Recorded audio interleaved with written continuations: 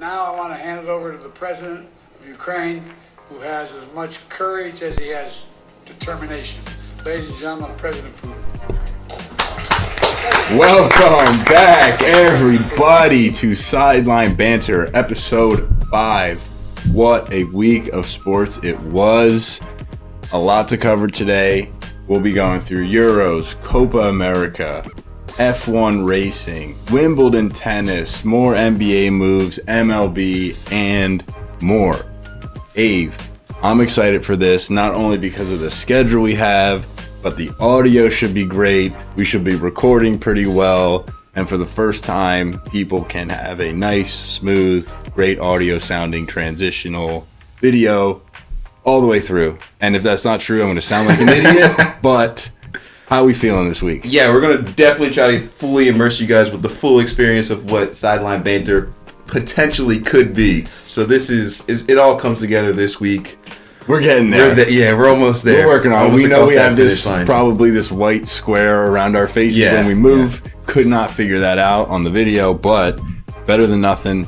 Hopefully you all still enjoy this, and at the very least, hopefully we sound good for those who don't care enough to watch. I wouldn't blame you. We are not the most handsome bunch.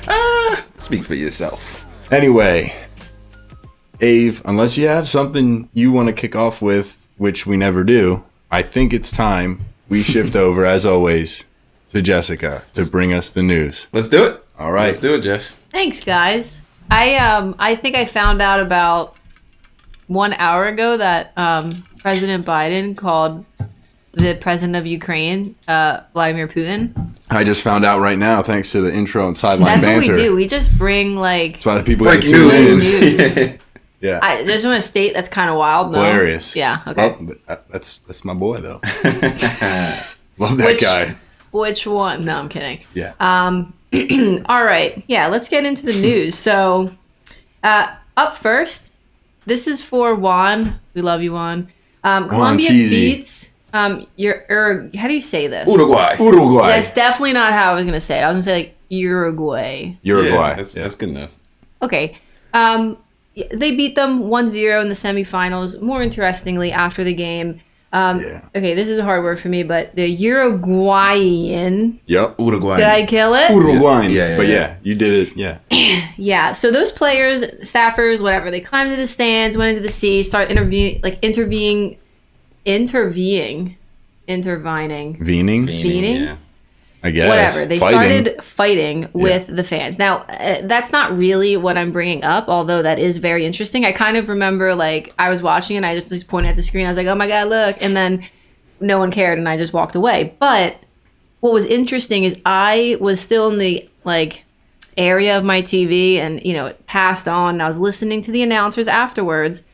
And they were talking about the passion of the Copa America versus the Euros. And I wanted to get your guys' thoughts on that. Now, I know they're both really, really serious, but obviously I know from Sideline Banter everything there needs to know about the Euros. Why would they say or compare the passion? Like, what is the deal? Like, is it actually more passionate So, I mean... No, I'm letting it go. Go ahead. Yeah, definitely. There's two ways to look at it. That's why the World Cup is so great, I think, because we get so much diversity of style of play. But, I mean, you watch the Euros and it's more, like, clearly more coached and strategically played. Yeah. Versus, the Copa America, I mean, to Jessica's point, is played with passion. And it's almost like trickster football, soccer, and then, like, ping long pass, and then a very aggressive 50-50 ball. Yeah. Someone's going to win it. Someone's not. And I mean, Jessica's news of the week, Darwin Nunez in the stands fighting Colombian fans who, I mean, honestly, on the field, Uruguay, to me, I mean, we'll talk about it later, but Colombia seemed to be the more civil team. We can talk about, we're going to talk about the game, so we might as well talk about the fight now because that's what the news was about. But for sure, Luis Suarez, I thought he was coaching, by the way, because last game he was just in a black T-shirt, and I was like, what's going on? But then he's on the field, obviously playing, so stupid on me. Of course, he's old, he's still good enough to play. He totally instigated the fight, and then I don't know if you saw, he like walked away, consoled James, and like gave him a kiss. Yeah. and then walked right back to the fight. Yeah. So, I mean, Uruguay seemed to be the instigators in all of it, but apparently Darwin Nunez was defending his child and family. Yeah. Not to segue too far off of the original question, which was the passion. I mean, yeah, like overall in South America, it's less let's listen to coach and more let's play this awesome game we call soccer, and if we have to kick some ankles, we'll kick some ankles. But they're also doing rainbows. Football? Yes, football. Yeah, but anyway, like in Brazil, the last thing I'll say, like in Brazil, that beauty of that soccer actually came from fighting. It came from this old type of martial arts, and mothers around in Rio and around Brazil didn't want their kids to be fighting so much, so they forced them to play soccer. And because of that background, they just had so much flair and wanted to do so many skills. So that's actually where it comes from. And so, part of the passion turns into aggression sometimes. Yeah. I don't know if I believe you. It's in it. I mean, Pele documentary. That's where I got that from. So decent source. All right. I've never heard it, but Yeah. that's pretty cool. That's why you got to listen to the that pod. is Yeah, cool. definitely new information. Shed some light on that. I was going to say, ball is life over there in South America. True, that's It's another good point. Really, part of the culture, part of the fabrics of their culture, and they live and die by it. So that's what you kind of saw last night in that game. The passion spilled over to the bad bits, but it's really part of their lifestyle. They love the sport so much. They love their players. They love their countries. It's a bad manifestation of all of that. Yeah, that's one night. That's a good point. I mean, that's maybe the most literal way, the most literal meaning for ball is life. Yeah. As far as not to say Europeans aren't passionate about the sport that they play, but for many South Americans, ball is life. Yeah. Literally. Yeah. So it's it got them out of probably a bad situation, or I shouldn't say probably, but many times. Yeah, for many of those players, and so there just is more passion built up in that. But so that's I would say that statement is true. Well, in short, that's I interesting. want to also segue. Did you see there's a Brazilian soccer match where someone actually got shot? Like a goalie was shot by a security officer on the field. I saw like a 10-second clip of it. I was like, what the hell is going on? Well, I'll know look that it that happens up. amongst fans. I haven't seen the goalkeeper. It was but very recent as well. Jessica, well, we all know Angie from middle Yeah. school. Oh, I guess high school for you too. Her brother got shanked in Colombia and at a Rivals game, River Plate against, I forget who their rival is, but you know what I'm talking about, right? Yeah.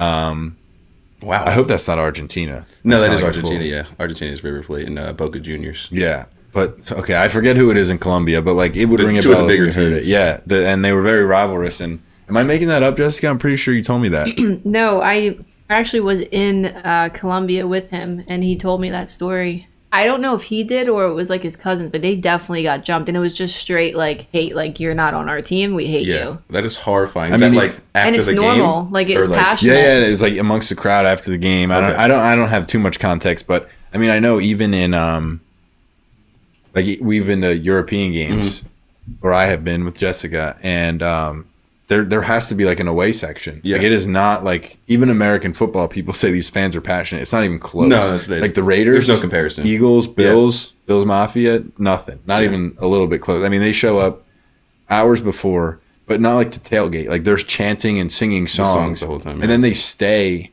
later. I mean, so Saint Etienne right here, this green flag right here. Their fans got suspended for, being assholes, to be honest. I forget what they did, but they deserve to be suspended. And what that means is behind the nets, they can't go Empty. because that's the section where Yeah. the true fans go. But they still came to the venue and we were there. In the and I stadium. asked my dad, I was like, why aren't they here? And that's when he explained it to me.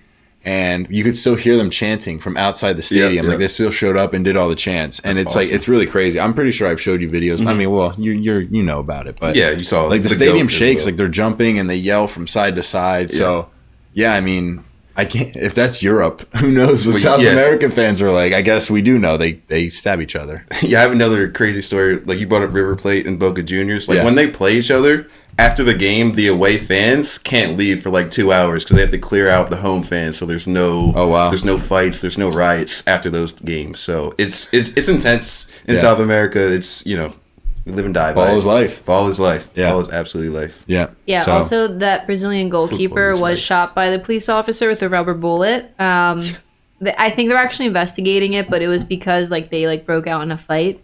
But I think it was like a junior club match. Really? So it wasn't even Was like that a. how recent? Does it give you a year? This is from July 11th. So this Yeah, is like I today. said, I saw it on Twitter like today. Yeah, yeah. He's got this big Wow. like a bullet wound in his leg. It's like this big. Oh, I saw that. Yeah, I yeah, did see that. yeah. I did see that. You can see the video of the cop like stepping back. He's got like a He shotgun. was shot in the leg. Yeah, Yeah, and there wasn't. I mean, unless I'm sure. I shouldn't say I'm sure. I'm just saying like I didn't see that much of the clip. Like it was only like 5 seconds Yeah. before, but he didn't look like he was aggressing No, him it that didn't. It badly. didn't. It I mean, didn't. And even if you did put hands on it, it doesn't like merit getting shot right no, away. So and I feel like nobody was at threat when he shot. No. Like the yeah, I saw ref that just too. stepped back and just I took a didn't shot. realize- Yeah. that was crazy. And then, like I said, it was only 10 seconds, so I don't have the full context. But There I was saw like it. a- I was like, "What is going on?" There here? was years ago, like maybe in the 80s, there was a Brazilian goalkeeper, maybe Colombian goal. I forget. South American though, and the government or the people, I don't remember the story, but like he was murdered. Yes, Andres Escobar after the '94 World Cup. Yeah, there you go.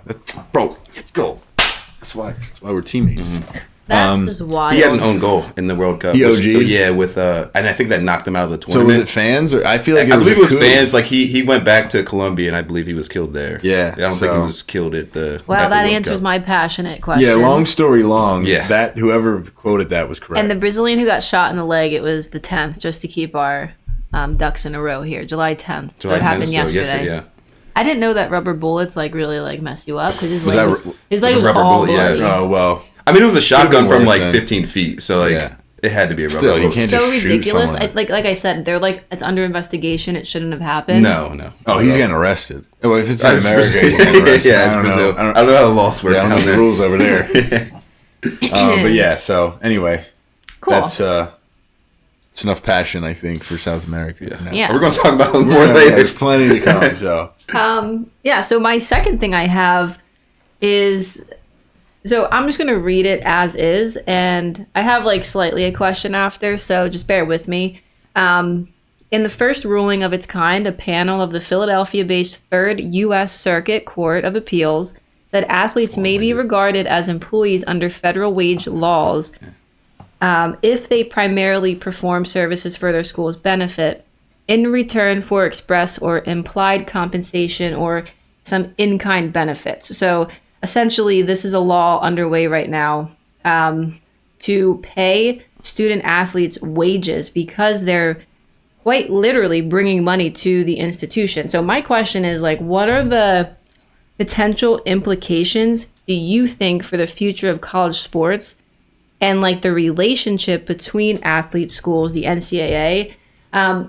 My thought process goes to, is this like kind of evolving like a new sort of like scholarship idea? I'll let you guys go for it, but can you just repeat something really quick? Sure. What age are we talking about? These are college this kids. is college, So NCAA. what's the NIL stuff? It's more than NIL. It's like directly from the schools. They should be paid. Oh, I see. like a legitimate like wage. Like it's not just a sponsorship. Yeah, I heard about that. I was actually just talking to someone about this, and they said it's pretty ridiculous. Like even at James Madison, which just became part of the FCS, FBS. which is better, FBS, yeah. which just became part of the FBS. Their a lineman who, I mean, he starts, but he's not going pro. They pay like full ride in it, and they just gave him $50,000. And it's From like NIL or for the school? I believe from the school because he wasn't like sponsored by anybody to like get money. Mm-hmm. I mean that. Do you want to go first? I have my opinions. So at the higher level schools like Kentucky for basketball or Alabama for football, they are bringing in so much money. I believe the argument they should get a little portion of what they're bringing in.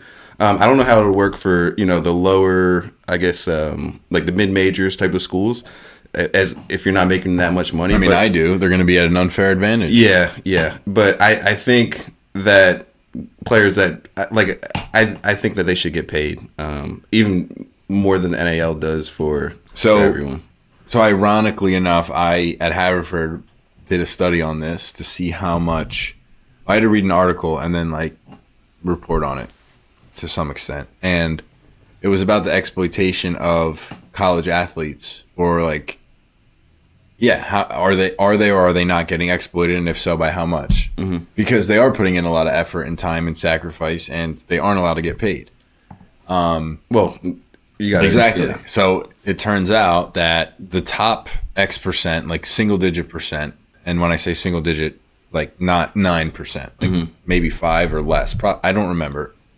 I didn't do the study recently. But they are getting exploited in a sense that like Johnny Manziel or I don't know, Reggie Bush or Jason Tatum, maybe like Zion Williamson. Yeah, Zion Williamson. Yeah, those guys, maybe. Yes.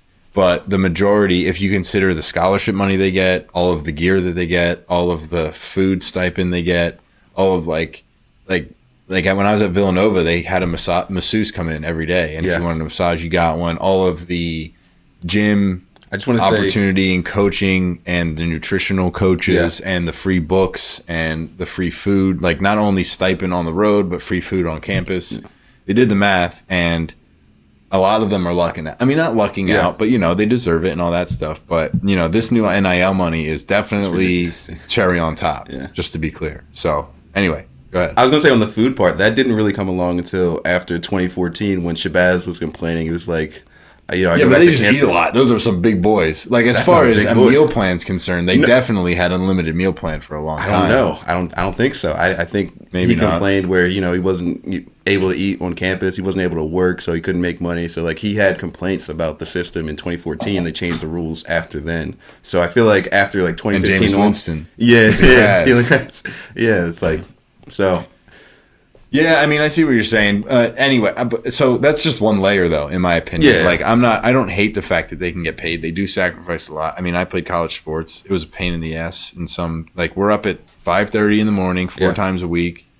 We're going. Then we lift. Then we go to class. Then, like, the second you're done class, you go to practice. And then once you're done practice, you're back in the locker room, quick shower, sleep, and then you got to do some homework and you got to eat dinner. I mean, that's no wonder athletes don't do well all the time. Right. Like, it's really a sacrifice. So whatever, getting paid, it is what it is. But so that's just one aspect. I think though, like loyalty, I think that's why Nick Saban retired, because it's like you can first of all the transfer portal. I don't know if they're related, but it's kind of a double whammy with the NIL stuff and the transfer portal not having to delay a year or to sit out a year, because now you can commit yourself to whatever Miami because they gave you the best offer, and you're literally like you care how well you play, of course, I'm sure, but hey, I'm gonna make $100,000 as an 18-year-old kid. So like worst case scenario, I don't play, I make $100,000, and maybe they don't want to pay me next year, but I'll go to a mid-major team who's definitely going to take a Miami transfer, and they'll give me $40,000, and then I'll play well, and then I'll transfer back to Alabama to play. Like, depending on the sport. And so I think coaches and just the culture, like the people love college sports because of the genuine passion of kids playing and competing for no reason other than the love of the game. And hey, if you're good enough, you'll get paid to do it.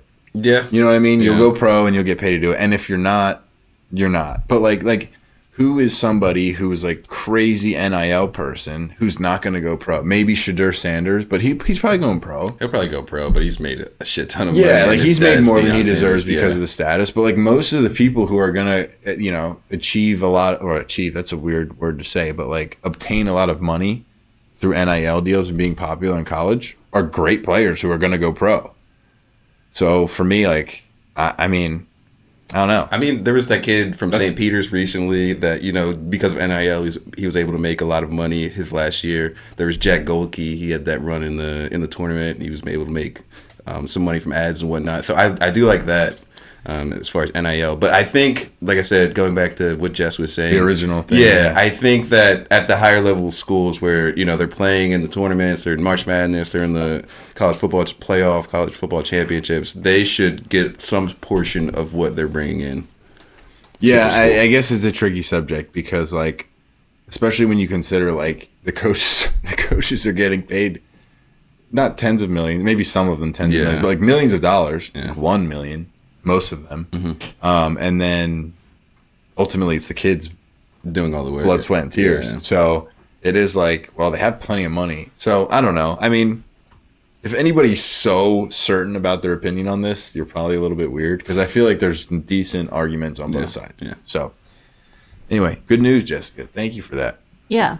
And just to note too, it doesn't say who, but it says that there's a group of former athletes who are also up, like, to make or to be part of this lawsuit. So I assume that's like kids who clearly are not in college anymore that maybe should have benefited. I don't know who they are. Reggie Bush. Maybe that's who I was thinking, like people who actually made an impact. They gave him his Heisman back, right? Yeah, finally.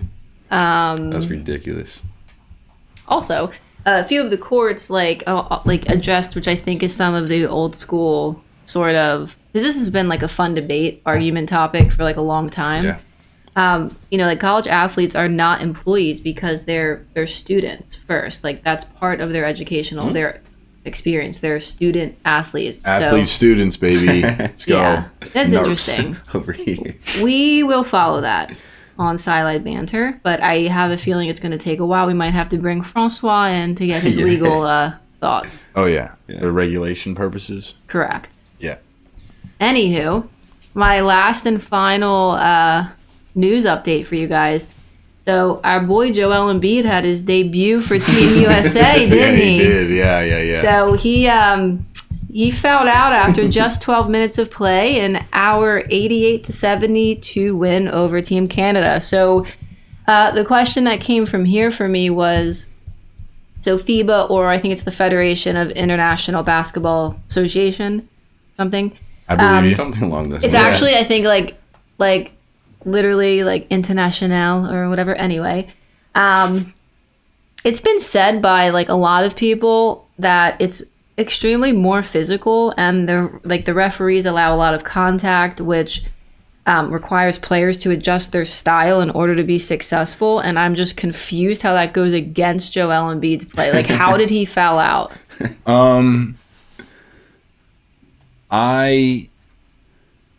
I mean, first of all, I think he's going to be fine. Not that was the question at all. Warm-up game. How did he foul out is a great question. I did not think that's what you were going to ask. I thought you were going to be more along the lines of, like, is that going to be a detriment to his game because he gets fouled often? No, of course it's not. Well, no, I know, but he gets fouled a lot, and he makes a lot of free throws. So if they're not going to call the fouls, then it's a little bit different, which I would have then replied, and that's okay. But I'm also a Joel Embiid fan, so maybe I'm biased. How did he foul out with it being less strict? I don't know. Maybe just a bad game. Are there less fouls to foul There's out? 5. So okay, maybe yeah, there's 6, and FIBA there's 5. That's what I figured. So there's one less, but I mean that's not. I don't know how much more physical. But in 12 minutes. Yeah. I mean, in our argument for him too, when people are like, "Oh, like Alex, Alex Annan, shout out. I hate Joel Embiid. Oh my God, all he does is like foul." And we're It's always quite a like, shout out. What? Tech. What? Oh, it was just funny. It was He literally hates Joel Embiid. I have to sit and watch the Sixers when he's rooting for the Celtics. It's anyway. Unreal. But no, it's just funny. A negative shout out. It's awesome. Keep him coming. Yeah. No, keep my train of thought. So we are always saying, okay, then like stop fouling him, and he won't continue to shoot foul shots. Yes. So I like that's my point on. I think he will be okay, but I actually want to look at the box score a little bit better. Like, what did he do? So it's funny that you say 12 minutes. You should lead this if you know more. I didn't watch the game. Okay, it's a warm-up game. Yeah, exactly. Canada. I mean, I definitely follow when it comes, but all the reports I saw at first were like third quarter, and I'm like, I mean, it happens, and there's one less foul, so whatever. But then I saw one, I think it's at 11 minutes. You said 12, but whatever. Let's call it 11 and a half minutes. And I was like, wait, hold on. That's a problem. That's a big problem. That's a problem. Yeah. Yeah. And I think, well, whatever. I don't even know what his stat line was, to be honest with you. But no, I'm not too worried about it. It was Canada's. It's game one. He's a big goof. Yeah. I don't know how he managed to do 5 fouls in 12 minutes, but if you're going to do something, excel in it. Got the 5 and 12. Foul hard. Yeah. Yeah. Hopefully they were worthwhile fouls. Said he was getting double teamed, committed multiple fouls, including an unsportsmanlike foul. Okay. So like a technical kind of So were they like? I guess Oh, they're maybe probably it's- like offensive fouls. Yeah, I don't know. I don't know. He still ended with 5 points, 6 rebounds, 2 assists, and 3 turnovers. What do you mean still? That's dog cheese. Yeah, it's What do you not mean? He had fine. 12 minutes. I don't know. Yeah, I got guess fouled but for, 5 like- points is dust. I mean, the leader scorer had like 12 points. To be yeah, fair, they they have a there's so really many good balanced. players. Yeah, Like, what are you gonna do? Yeah, those stats, except for Carmelo. Carmelo's on the team. That's the boy. he's only got a square button, dude. Doesn't he have the highest points per game for Team USA historically? I'm not sure, but that would make Jessica, sense. look that up. What was the question? Say highest PPG PPG Team USA history. men's basketball. Men's basketball. And who did you think it was? Carmelo's Anthony. Carmelo Anthony. No. Frick. I'll tell you what, though. Carmelo's number 2. Ooh, I'm And nice. his career Michael points Jameson, yeah. are 336. Career average 10.8. Who's number one? Jordan. Kevin Durant, Really? Yeah, the best scorer of all time. 435 points, 19.7 per, I guess, Jeez. career average. What? Yeah, he's a demon. Number dude. 3, LeBron James. Easy Number money 4, sniper David junior. Robinson. Number 5, Michael Jordan. David Robinson King. Not really, but like he was the general, which is cool. Yeah. Hey, man. shout out number 7, Chris Mullin. Mullen, the lefty. Yeah. When I went to school, like, you can explain this, Avery, like why that's important to us, but Yeah. I didn't know that he was like I didn't bad. know either until I was like a sophomore or junior. I was like, And that's then I kind of like coincidental. I like put respect on his name, you know. I mean, you have to. Yeah, he's a Hall of Famer. But like I would like walk by him differently. He's got a different air about Yeah. him. Now that I know. Yeah, full disclosure, our high school coach, his brother is John Mullen, who was our high school coach, and for boys basketball. There's people who And, don't know maybe who Chris Mullen is because Pam listens to this stuff. Really? She knows who Chris Mullen Yeah, is. Sorry, Chris Mom, Mullen, I didn't mean lefty, that. Yeah, You know Run Chris Mullen. TMC, the Golden State Warriors Dream back Team. in the day. Yeah, Dream Team player, Hall of Famer, lefty. Had a really sweet jumper back in the day. Was I didn't a mean really, to really disrespect gay Miss Pam player. like that. She knows Chris Yeah, Mullen. yeah. My bad. Sorry, Miss Pam. Yeah. All right. Thanks for the news, Jessica. Anything you want to wrap up with there? Abe? Jazz Chisholm just hit a home run. Huge for the fantasy team. I think we're having a pretty good week. Yeah, we're sliced cheese though. Is he We're still with the cooked. Marlins? Yeah. All right, Florida Marlins? I like him. His face. Yeah, he's cool. Does he still have like different colored hair? It's short now. I think he's got a buzz. But he's still cool. Like, he still wears cool gear and stuff. Nice. What did Vladdy do today? No Guerrero save. grounded No out save. to second, What a beast. but Springer scored, which means RBI. Beast. 0 for 4, though. Not All right, Jessica. Well, if that's the end of the news, then I guess we can move on to That the it agenda. is. Thank you both for answering and communicating. And I'll go now. Oh, no, you will Oh. stay right there. You better I'll stay stay. hot I was because you just may be kidding. pulled right back into this. Yeah, that's because you know nothing about the Euros. Exactly. So we need your support. Also, can we get a little cam check, mic check? Everything's working good? Yeah, everything's working good. Why don't Awesome. you trust me? Put someone else here if you don't trust me. I do trust you. I just, when you go through the news segment, you're focused on other stuff. I just want to make sure. Not true. you're Don't producing. listen. That's not true. Cap. Stop the cap. She's a good procrastinator. All right. So, Ave, What do you do, player? the Euros, we're gonna hop right into that. And now, ladies and gentlemen, I know we're crushing you with the Euros, but it's been great content, and we've only got the final match left, so we will cover that next episode, I have to imagine, and then we're done. Yeah, So that's it. if you don't love soccer, we're almost done with the Euros and Copa America, but bear with us one more episode. It's been very entertaining, at least from my perspective, and we will sum it up for you, hopefully briefly and entertainingly. Yeah. Not sure if that's a word, but I'm using it. So quarterfinal matchups, I thought we would talk through them, but honestly, we're so far removed that That's a while ago. maybe if there's anything important you would like to cover, we can, but I'll run through it quickly. I think Spain-Germany, we can maybe get into a little bit, or at least I'd like to. Okay.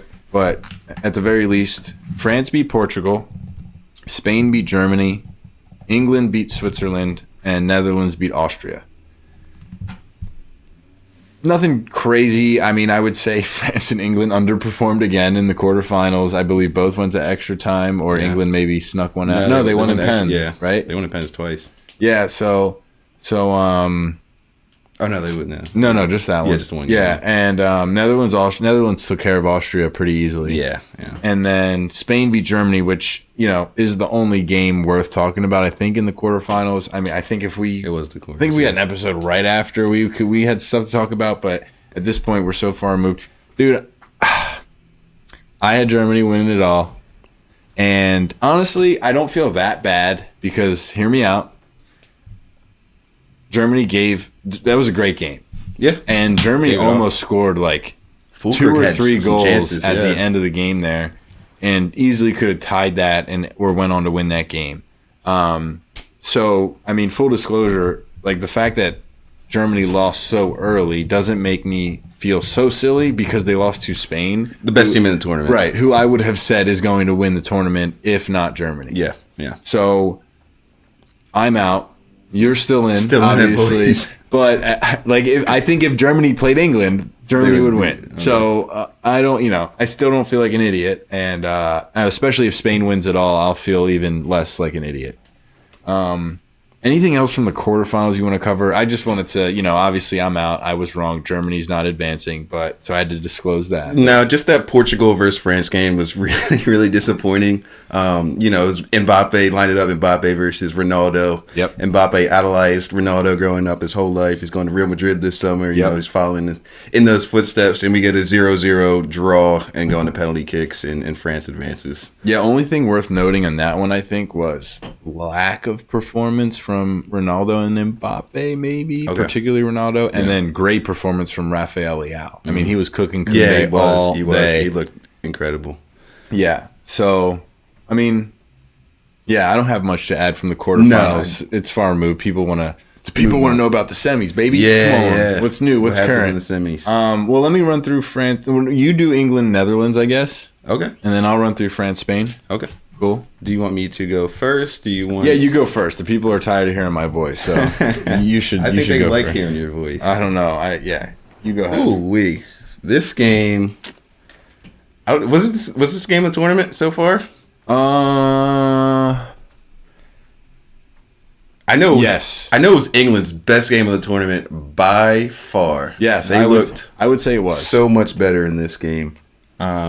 One of the most entertaining 2-1 games you can get. Yeah. So in the first half, we have 2 goals, one from each team. You have Xavi Simons with a right footer, which was banger. Yeah, and up there with goal of the tournament. Wara goal. Yeah, and it's flipping, and he just places it into the left side, upper side of the goal. Just hits a banger from like the 18, and really early in the game as well. I think it was like the 8th or 9th minute. Yeah, and then. Do you want to talk about the PK that was given to England?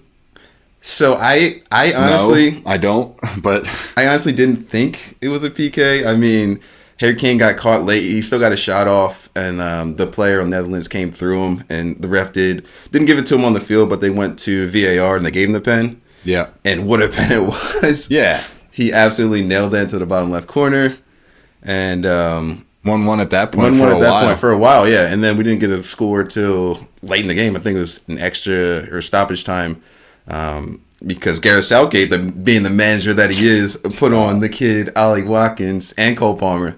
They both linked up. Love to see 2 black men linking up like that. What? Cole Palmer. Yeah, his dad's black and Jamaican, bro. You're lying. I'm not lying to you. I'm completely serious, yeah. He's as pale as it gets. Yeah, I know. He's half black. Jessica, can you look up? Type in Cole. Can you just type in Cole Palmer's 2 black men parents? linking up, man. It's awesome to see. But You're lying. No. He's whiter than me. He's a black man. You guys made the rule 1 drop. You're right. So, but yeah, he's got an assist on this one in the 91st minute to Ollie Watkins. And what a finish by Watkins, Yeah, did you hear what he said, by the way, about that? No, what did he say? He said, I swear on my wife and children, I told Cole that we're going to get subbed on and we're going to link up for a goal. Wow. Yeah. That's incredible. And I mean, I don't have kids, but I feel like that's a pretty strong thing to say. Yeah. Like 100%. GG's to the kids if he's lying. Send them to the upper room. That'd be so randomly messed up to do. Yeah. There's no reason to say that. So I'm just going to believe him. Yeah. You got to take him What's before his his word. last name? Cole Palmer. Palmer, like Yeah. Carson Palmer. What the heck? I don't know what I was typing in. Yeah, but yeah, 2 black men. Yeah, Oh yeah, no, this no. guy's white. Yeah, I know, but type in parents. White. Like Mr. Gus? It's not what I thought. Like that was Or like. like you? Probably like me, a little bit darker maybe. He's like Jamaican though. Oh. Type in parents. Oh, I found them. Yeah. What do you see? Is Cole Palmer a brother? Yeah.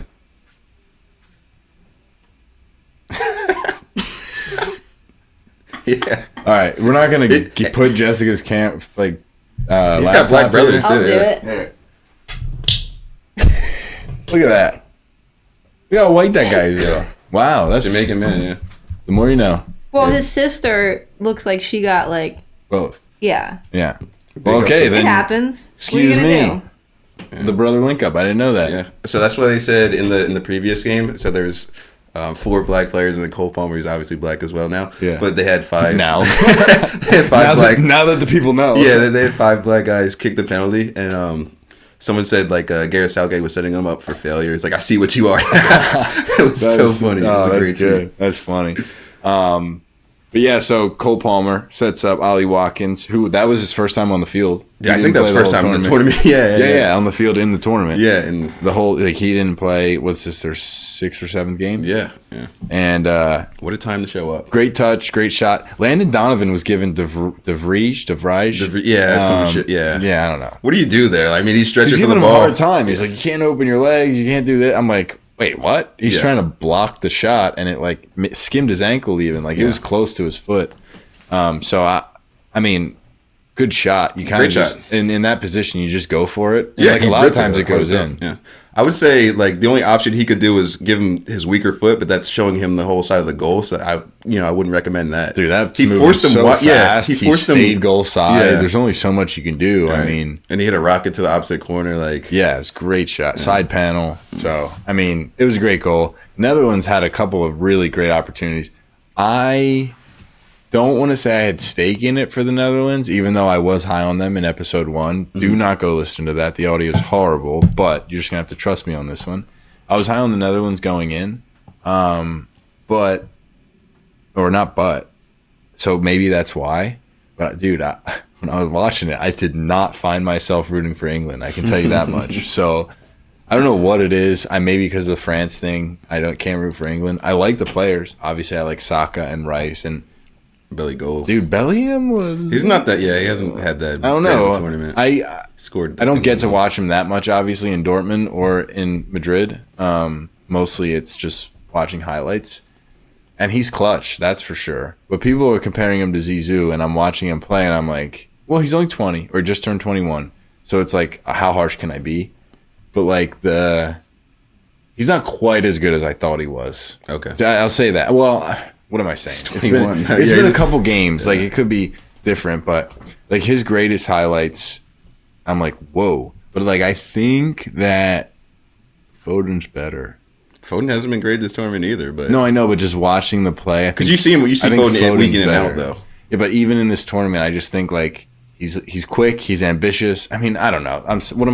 Why did I bring this up? What a silly thing to talk about. Bellingham's a phenomenal player, and so is Foden. But I don't know, I didn't see quite the magic with Bellingham. Maybe I will in the final. Maybe, yeah. Long See you on story Sunday. short, England beat Netherlands 2-1 at the last second. So that was cool. This one's tough. France, Spain. The second Germany got kicked out, obviously I'm Locked rooting in, for yeah. France. Like, if this was a Germany-France game, it would have been weird because I want to be correct at who wins, and I picked Germany, but obviously I'm always going to root for France. Mm-hmm. You know who they're missing? La Pioche, the deck, man. They need the deck in there. I'm not sure who that means. That's Paul Pogba. That is okay. That is what I'm thinking. Yeah. I thought he was the octopus. No, he's the deck. El Pupo. No, Dude. La Pioche.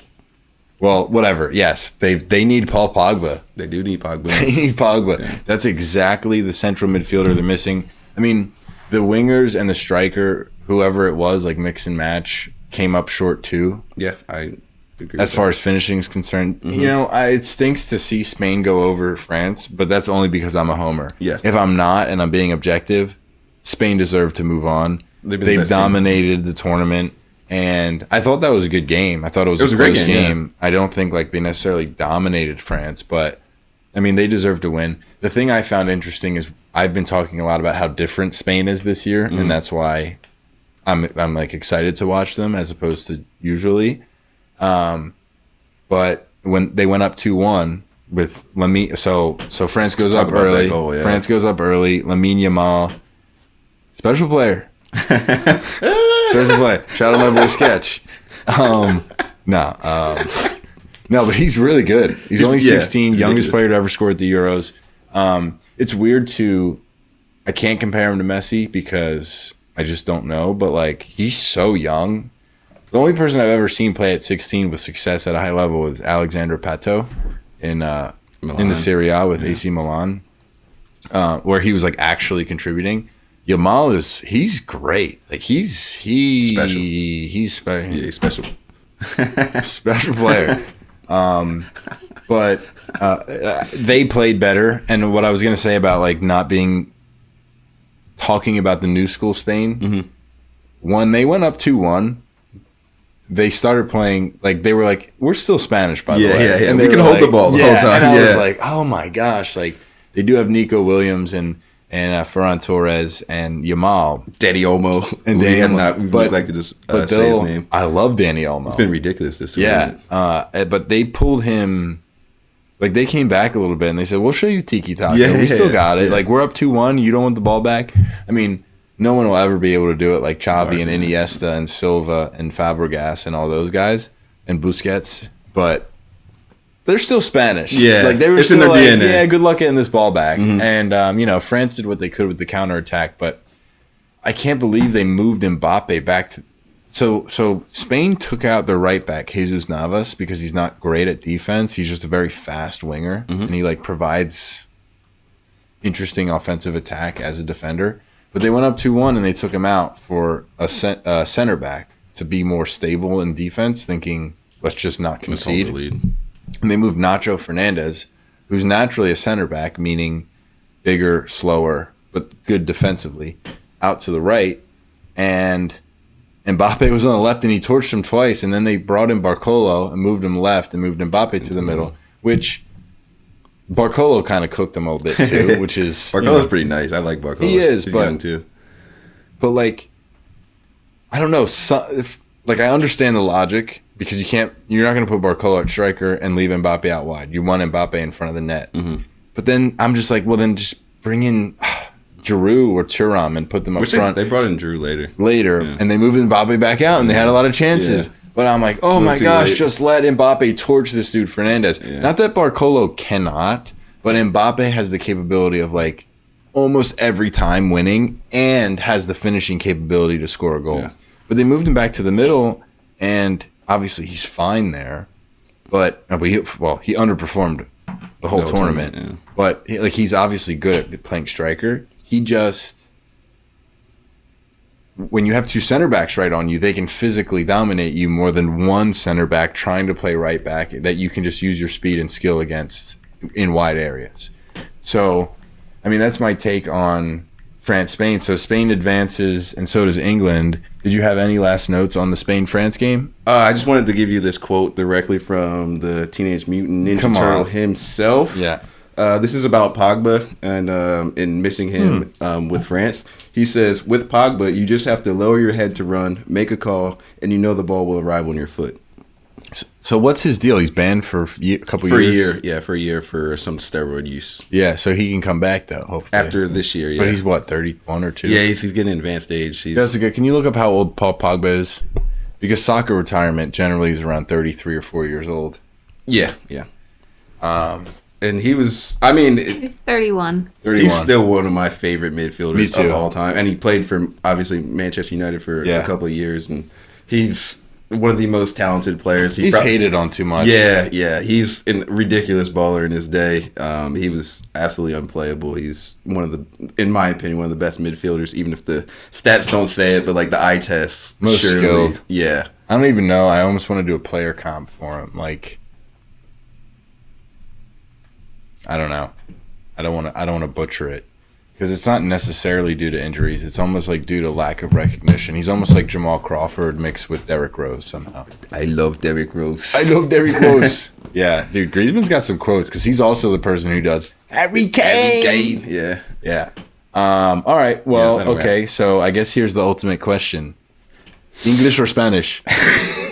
English. Oh, you move first. No, you're supposed to say whoever moves first after. No, I know, but it's so well known now that Okay. people they know if you I say didn't English or know that. Spanish, they just Okay. immediately. Yeah. But yeah, okay. So if you know, you know. If you I don't, didn't know. whatever. Yeah. Let's just move on for the people who don't.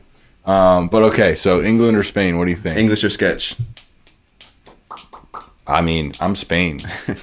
He didn't get it. All right. It's coming home. It's absolutely coming home. Really, you really believe It's that? Or you just gotta still ride coming. your wave? I have to ride my wave.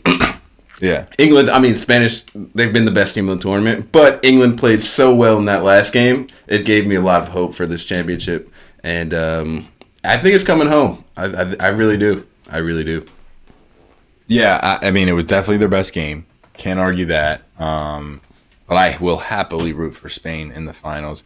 Not only to be against you, Yeah. because that makes it more fun. Maybe we can do a friendly Little wager. wager, yeah, a little wager. Let's get through the Copa America, and then Okay. because I think we're going to disagree there too, and then we can just double wager. I don't know if we'll this. Okay. Okay, so we'll see. Yeah. But I definitely want to go Spain because for two reasons. One, I get to bet against you, and that's fun. Yeah. But two, they beat Germany and France. So I will be able to walk away with more dignity, which is ultimately what I care about, and say, okay, listen. And they were the best team. They beat the best teams in this tournament. Yeah, they my teams that I thought would win lost to The better team. the best team Yeah. in the tournament. Yeah. And so I'm going to go Spain. Jessica, the Netherlands were eliminated, and Oh, that's who you had. They could have won. It was very, very, very yeah. close. Until the end, 91st minute. And now the only two teams left are Spain and England. So I'm sure the people want to know who you have. I have Spain. Avery has England. Ultimately, I guess you're going to be the final call, and it'll be a 2v1 saying? situation. So what's Yeah. your opinion? Here's my professional take, as I probably should be on ESPN in Okay. seriousness. Avery, I feel that England, they're ready to win. Yes. I do feel that they have a good team. Mm-hmm. But I just know the future, and Spain's winning. Oh, you let me down so No, hard. that little 16-year-old, Dolly, he's Dolly, bringing. I was gonna say, it's coming home. It's coming home. And you I just feel like he brought it all brings. down. When I text like that goal, It was, oh my gosh. I was like, "Wait, what?" Yeah. It was a screamer. Yeah, that goal was very good, very nice. that was. And what ultimate. did you say to me, Avery? What did I say? What did you say back? You said that goal changed the entire pace Complexion of the game. for sure. It really did. It really did. France was dominating. I feel like that first Yeah. 20 minutes of the game, right before because they scored first, and then Jamal with an absolute banger. Yeah, Absolute it banger. absolutely changed it because they scored, I think, within the next 8 or 10 minutes. Yeah, it again, was very and, close. Yeah. And held it for the rest. And then of they the went full Spain. I mean, France still had their chances, but Spain's good, dude. Spain's really So good. good. I still don't love their center backs, I don't think. Nacho's, I think, underrated. I think he's underrated too, but I underrate him. Okay. I'm a part of the group of people that underrate him. I just acknowledge that I'm doing it. So, do you hate them because of Aymeric Laporte's not faithful to a national team? Maybe that's another piece of the puzzle. Okay. I don't mean we have great center backs, so he wouldn't have played for us, but they advanced further, so good on him. Yeah. But I mean, listen, they're good. It's just my least favorite part of their team. That's all I'm trying to say. Okay. And they got Danny Carvajal, which Real Madrid King. guy. Yeah. I mean, I don't like him, but he's a just- come on. absolute beast. But Yeah, Real Madrid guys. you can't, Yeah. All right. Yeah. So all right. So we have 2 Spains and an England. Good luck, Ave. I promise we're not doing a racism. I think but, you are. I think we are. I think we need another. We need Yeah, some I'm more just balance kidding. here. We totally are. Yeah. Where's Alex at? Yeah. We got to go get Alex from downstairs. He'll pick England. He go. probably will. Let's go. He texted me when they scored just a England flag. Yeah. And I was like, yeah. I got to be honest. I'm not rooting for him. And then he was like, oh, my bad. I take that back. Yeah. So, all right. I think that's all we have on the Euros. Yeah, Sunday, I believe 1:00 Eastern Standard Time. I'm gonna be watching. I know Luke's gonna be watching. Sunday's gonna be a huge day. We've got Wimbledon. We've got Copa America final. We've got the European Championships. It's gonna be huge in the sports world. Cannot wait. Do you want to move on to a tournament that's happening in the United States at the moment? I do. I'm happy to talk about the Copa America.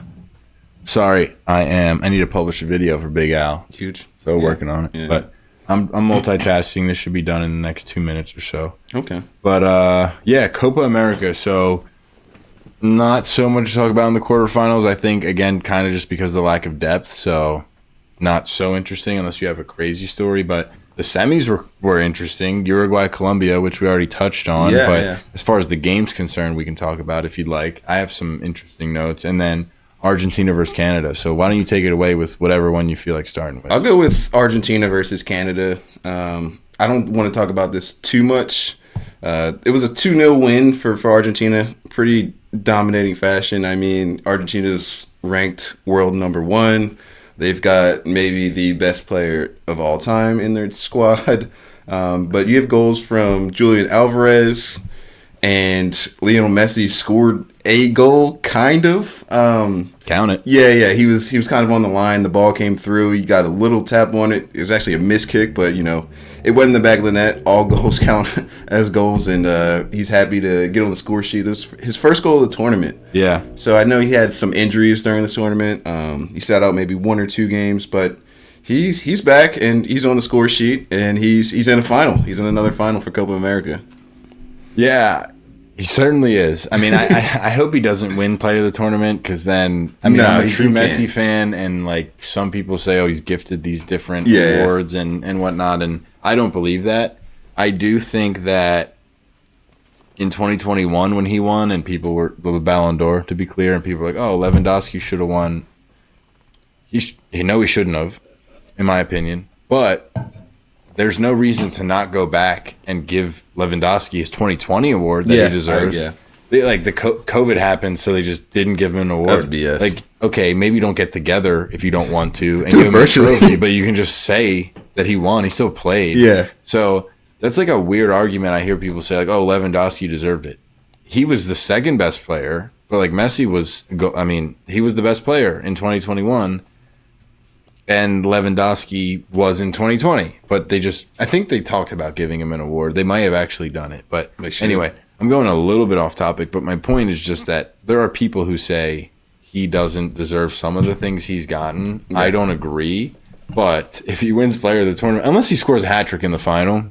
Still, I don't think that he deserves it. They're going to give it to an Argentinian. They're probably give it to Lautaro. Lautaro's, I think, the leading goal scorer in this tournament so far. Or James. I mean, yeah, if Colombia wins. Exactly. But we'll talk about that. We'll see. I mean, unless Messi has like 3 goals and an assist, obviously, okay, fine, Player of the Tournament. Yeah. But I'm not going to be upset if they win. But I guess spoiler alert here, because I'll just take care of some Colombia Uruguay stuff. But I'm rooting for Colombia, who beat Uruguay now. Outside of Argentinians, who I'm sure we have thousands of listening to this because they love this podcast. In English as well, yeah. Yep, they totally learned English to watch this podcast. It's the only reason. We really appreciate it. Yeah, thank you, Argentina. We know you. We have so many followers from there. So I know that Argentina people obviously love Messi, so I'm not going to say that I'm the biggest Messi fan, but maybe outside of Argentina and a few other folks. We have his jersey here. I actually have a number 19 jersey from when he, debuted. Well, he debuted in 30, I think. Yeah, because that's when we were at PSG. Yeah, but, I have the 19 jersey from when he didn't even transition number 10. I mean, I love Messi, but this is the first time I think I'm rooting against him for 2 reasons. One, being very obvious. Juancho. My boy Juan. Vamos Colombia. But also, I think they've been the best team. I think they've been the best team in the tournament. I think they've been better than Argentina. I think Uruguay showed very strongly, but Colombia has deserved to win all of the games that they've won. And they've done it with pretty convincing fashion. And the coolest part, I think, is that they really feel like a team, like with a lot of chemistry. I think some teams in both tournaments, the Euros included, the chemistry wasn't quite there. But Colombia just came off of beating Brazil and Uruguay. And by the way, the whole second half, they had a red card and played with 10 men against Uruguay. And they still won. Yeah. And they won 1-0, but they actually had, at least in the last 15 minutes or so, they had 2 chances that they should have converted. So it could have been 2. I mean, obviously, I'd imagine you could say the same thing for Uruguay. So ultimately, whatever, they won 1-0. But again, very passionate, very intense game. But Colombia comes out victorious over a very strong Uruguayan team who was, if not the strongest, maybe the second strongest as far as tournament performance has been in the Copa America. So Colombia-Argentina final, it's the first time in my life I'm rooting against Messi. But part of that is because I feel like he's won everything that he needs and he's the GOAT, so it's okay. But can I lay this out for you, though? Yeah. So Spain from 28 through 2012 is the only team to win a continental title. Yeah. And then in the middle of that, win a World Cup and then go back and win another continental title. If Argentina were to do that this year, we can have the argument who's a better team. This Argentina team from 2021 through 2024. Yep. You just showed me a post of exactly what I'm talking about. But did you see the on top? It says, "Stop this nonsense." Yeah. I mean, you finish your point. You can have the argument. I mean, you still might go with that Spain team from 2008. That Spain team is, come on. Yeah. That's a legendary roster. I dude. agree. But you can have the conversations because there'd be the only 2 teams that have ever done that, to go Intercontinental Championship, World Cup, and then on the back of that win another Continental Championship. Yeah. And it's just a fun thing for sports history, I guess. No, it is. It definitely is. Obviously this Argentinian team is special, but something about them, there's a hole in it somewhere. I don't know. That Spanish team was so bulletproof. I mean, I would take the Brazilian teams from the late 90s and early 2000s over this Argentina team. Maybe a couple of the France teams. I don't want to speak out the wrong way, but I don't know, something about Argentina. Listen, again, I love Messi. Yeah. And they're gonna, if they win, then they're making history, which is great. Yeah. But they're all just dogs. Like know. they play.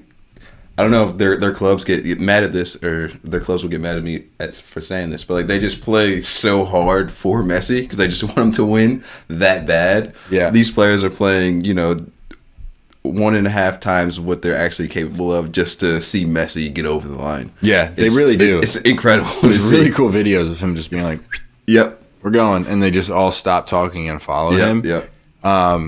But whatever. So we'll see how it goes. If Argentina wins, it'll maybe be up in the air. If Colombia wins, James is going to win. Sure. He's got 6 assists now. 6 assists now. Yeah, 'cause and a goal. He had that beautiful corner assist in that game against Uruguay. It was nice quarter kick, and they got the header. Yeah.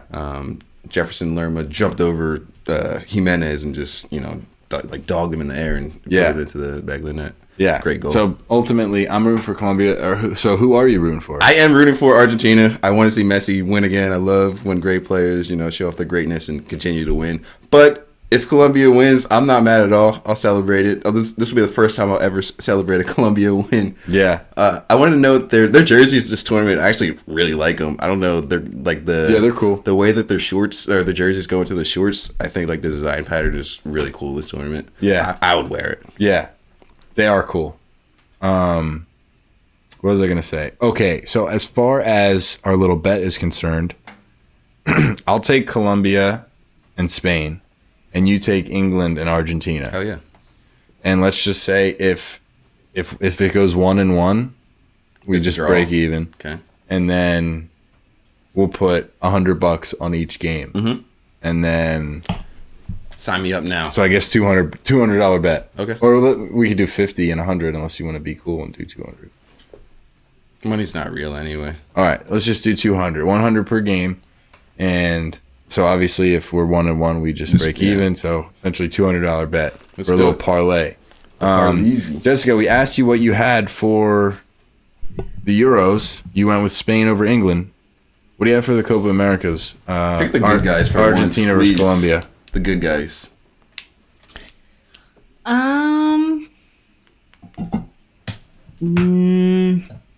Yeah, I don't even know why I'm thinking. I was with Juan all weekend, so like, You got brainwashed? what does he tell me? This is not Vamos. Vamos, dale. Dale. I mean, Argentina's probably saying the same thing, to be honest Yeah, with that's you. true. That is true. But yeah, Come on, what's your gut say? that's it. Colombia. I mean, they were so calm when Now It's it's gotta starting be to feel like racism yeah, a little now. bit. A little all right, bit. well, It's Jessica edging, and I it's are edging against- up. I yeah. told you I was with Juan, who's a Colombian for the fans. You don't have to- Sure. if you justify it, that's how you make it Yeah, worse. yeah. I had black friends.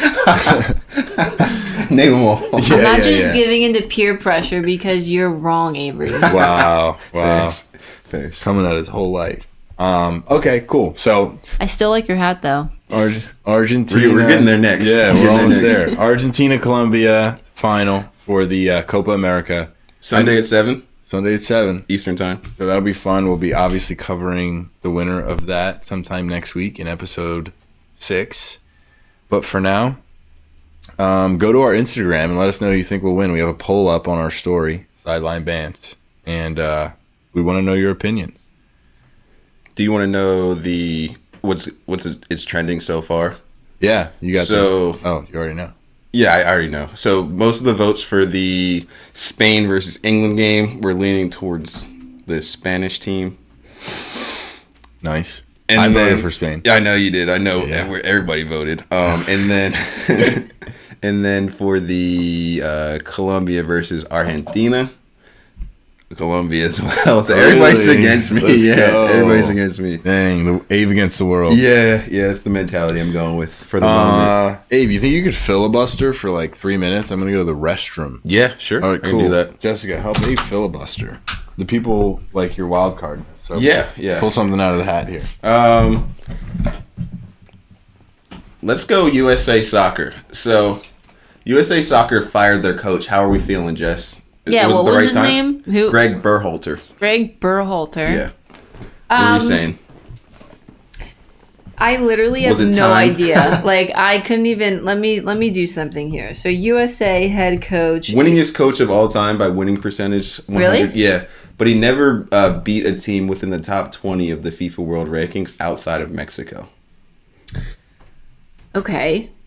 And who do we know who like the front runners are like to So, step in? do you know who Jurgen Klopp is? No. Actually, Yeah. that name sounds familiar. So he used to coach Liverpool, but Okay. he's not retired from coaching, but he stepped down from that job. He's one of the best coaches out there in the world. They offered him the job. He said, "Hell no." Yeah. Interesting. Yeah. I was gonna say, damn, that'd be crazy. That'd be awesome. That's like the ideal coach. Yeah, I was like, what's this? What's the issue? Yeah. But he said no. So He that said makes hell sense. no, yeah. Okay. So before that, we had a German coach before this coach that just came in that just got fired. And he was awesome. I thought that he shouldn't have been fired at the time he was fired. He was our coach during the 2014 World Cup. He got fired in between the time until the 2018 World Cup. But I thought he was fantastic. He brought that German mentality, that European mentality into U.S. soccer. And he was a World Cup winner with Germany as a player. I thought he was a really, really good coach, but they fired him a little prematurely. So I don't know too much about how like this system works, but I mean, we kind of talked about it in the last one where like JJ Redick's coming back as Yeah. like a coach. Like, does that happen? For it's like Yeah. a fresh guy Like that just who- retired. Like the only literal, this is probably going to make you laugh. The only person I can think of who's like past players, Landon Donovan. Clint Dempsey. Clint Yeah, Dempsey. okay, Clint Dempsey. Yeah. Like any of them. Like, is it possible? Because I feel like what's his name? Jurgen Klopp? Jurgen Klopp. Jurgen? He's gonna come coach. No, he said No, hell he no. said no. Yeah, he was like, hell no, I'm not doing that. Why? Didn't he do it before? Wait, Coach internationally? I didn't don't we think so. have a German coach? We had before? Klinsmann, yeah. Me and Jess were okay. just talking about it. He said, like, thanks, but no thanks. That's actually in the headline. with Jurgen Klopp, yeah. I don't know. In a nice way. I don't think German. I mean, did he say it in German though? The There's no way that he said it nicely in German. There's not even like let a me way see. correct Dunks, way. but no dunks. There's Jesse, if you're listening to this, can you let us know how to say that in German? Dunks, but no dunks. I think he's more so like said like he just can't do it. Like He wants to take a again. break, I Yeah, believe, he's yeah. done. Yeah. He's going to coach again. I'm 1,000% certain that he will end up coaching again. I mean, he's one of yeah, he's an all-timer. Yeah, I think so. Yeah, I I mean, think for so. what he did with Dortmund, what he did with Liverpool. Liverpool won a Premier League with like. When's the last time Liverpool? Just a lot of spirit, Yeah, a lot of passion. I think USA soccer should like let's be like clever now. I'm tired of them. You know how I mean, like the people are getting Savannah back into Bananas it. are clever, innovative. Throw like David Beckham in there or something. Get all the fans wanting. You think he's an American citizen? he might Does be it by matter? now, honestly. Doesn't matter. Well, yes, it does. It Why? matters. No, You you don't can need just play for U.S. Well, then why No, you- was you can be a why coach- you was can be a our coach for German man anybody. gonna a play? coach. Yeah, yeah. Oh, I'm I mean, sorry. I thought coach. you meant throw him on the field and just stir the pot a little. No, Luke. Yeah, he could coach. That'd be cool. I don't think I'd want him as my coach, but I'd want him to be around. Like he's a cool dude and like Throw people- money at the whole organization. But I'm saying people would want to come to like USA. Do you think people would want to play for him? Yeah. It's Okay, David- it's so, Becks. like- It's the Becks. I don't He's the understand. I feel like I'm best. giving a good idea here. No, it's not good. Yo, We can I cut think it. you should that. call Mike. just call him. Just ask Michael him. J. He knows the. I What's know his he knows opinion? the answer. Nah, we gotta save Mike. Yeah, we gotta Fine. save Mike for a special No one can hear opportunity. Mike yet. Mike's gonna be a huge rival, and When he- asking him about Klopp, he needs That, yeah, more that might be out of his vengeance than that. wheelhouse for right now, but in a couple of months, I think. We need something more controversial. Yeah. Mike, by the way, for those who don't know, because we're on our way to 1 million followers. We're about 1 million away. Yeah. That's it? Yeah. So close. But for those of you who don't know Mike, he's our third expert on anything. Yeah. Definitely fantasy football, but For sure, it's the guy. if you need a take, He's got who are you. you gonna call? Yeah. Yeah, he has a take. Always, Now, always. Now Yeah. where he's going with it, unsure, but he's got a take. Yeah. So anyway, all right. Enough about soccer. For those of you that don't like soccer, get out of here. No, please stay. But we are moving on from soccer. So, Ave, Hell yeah. you want to lead us off? I mean, I'll take Yeah, the I do lead, wanna but lead us I off. mean, this is your boy. Yeah, let's do a little racing, a little Formula Uno, Formula One, if you will, out there. Some say. Yeah, someone say Formula Uno, Formula Formula One. What else? I can't speak any other languages, but I think the Italians say gabagoo. That's how they say it. I'm not sure, but I think that's how it goes. Or maybe arrivederci. No, it's not that. I think it's the first one. Anyway, what happened in Formula One? So we were in England, a little England action. We were at Silverstone, as the English would call it. I'd call it Silverstone, but Right. Silverstone for race weekend. Yeah. So Saturday we had qualifications, and what do you know? 1, 2, and 3 were from where? England, mate. England is correct. Yeah, Dude, it's 1, something in the air. something in the water, something in the air, mate. Yeah, but we definitely water. I don't know why I said air. We had George Russell, P1 for or Q1. I'd call it P1 for qualification. Then we had my guy Lewis Hamilton on the front row as well, and then Lando Norris in P3, which it was great to see 3 Brits in their home race. Yeah. Racing from the front. It's just awesome. Very cool. Very Very cool. And obviously the elephant in the room. Mr. Sir Lewis Hamilton, actually, if you will. Yeah. I'm wearing the hat right now. Shout out to Mercedes for this last year. Yeah. It's the last time I can wear this hat. His first win of the year. First win in 2.5 years, brother. Wow. For Well. One of the winningest driver in Formula One. It was 945 days since his last win in Saudi Arabia. Wow, I can't brother. believe that. It's 945, bro. I know he's like, obviously out of his prime, and he signed with Ferrari, so he's going to drive for a couple more years, but Yeah. I didn't think it was that long. Bro. It's almost 3 years. Almost 3 years, yeah. 945 days. Absolutely incredible to see. And to win at your home I was race, just bro. going to say that. That's got to feel so amazing. Yeah. So amazing. Yeah, his first driver to win a race, to win after his 300th race. Yeah. Wow. Yeah. So the longevity's there, which Longevity is is ridiculous. because he had his heyday when it was just like, oh my gosh, this guy. I mean, the only person, well, barring the old people, the legends, it's really just him and Schumacher. Yeah. Well, and Verstappen now. And And then, then getting there quick. yeah, Vettel gave them a run for their money, but he just didn't have it long enough. But I loved Vettel. Did you follow Vettel or not really? His later years. Like I've only got into the sport maybe like Yeah, 4 or he was 5 a years Red Bull ago. guy, and he was from Germany. And then Verstappen kind of just was like, I'll take over from here. And then it was the end. I think he moved. Vettel ended up with Ferrari. I think he raced with Ferrari for a little bit, and then he's not racing anymore. But yeah, so Lewis shows his longevity. Verstappen comes in second. Norris comes in third. I spoke with our F1 expert Tony Sparacio, and I was gonna give him a call, but it's a little late, and he's a busy man. But he let me know Norris and Verstappen are actually great friends. Yeah, best buds. I didn't know that. Yeah. I mean, everybody likes Norris, but everybody loves Norris. I didn't realize that like they were really good friends. Yeah, so that's cool. Yeah, and they're racing very, very tight. Their cars are both very, very good. You know, they had the accident, I think, the race before this. But yeah, it's good to see that there's competitive racing again in Formula One. It's a good time to get into the sport if you're looking for something to watch on the weekends. Yeah, and there's the movie. Yeah, let's talk about it. Let's absolutely talk about it. Yeah, so I think if you have seen the trailer, the big thing is Brad Pitt's in it, which is really cool. Yeah. He's so hot. he's a great actor. He's so hot.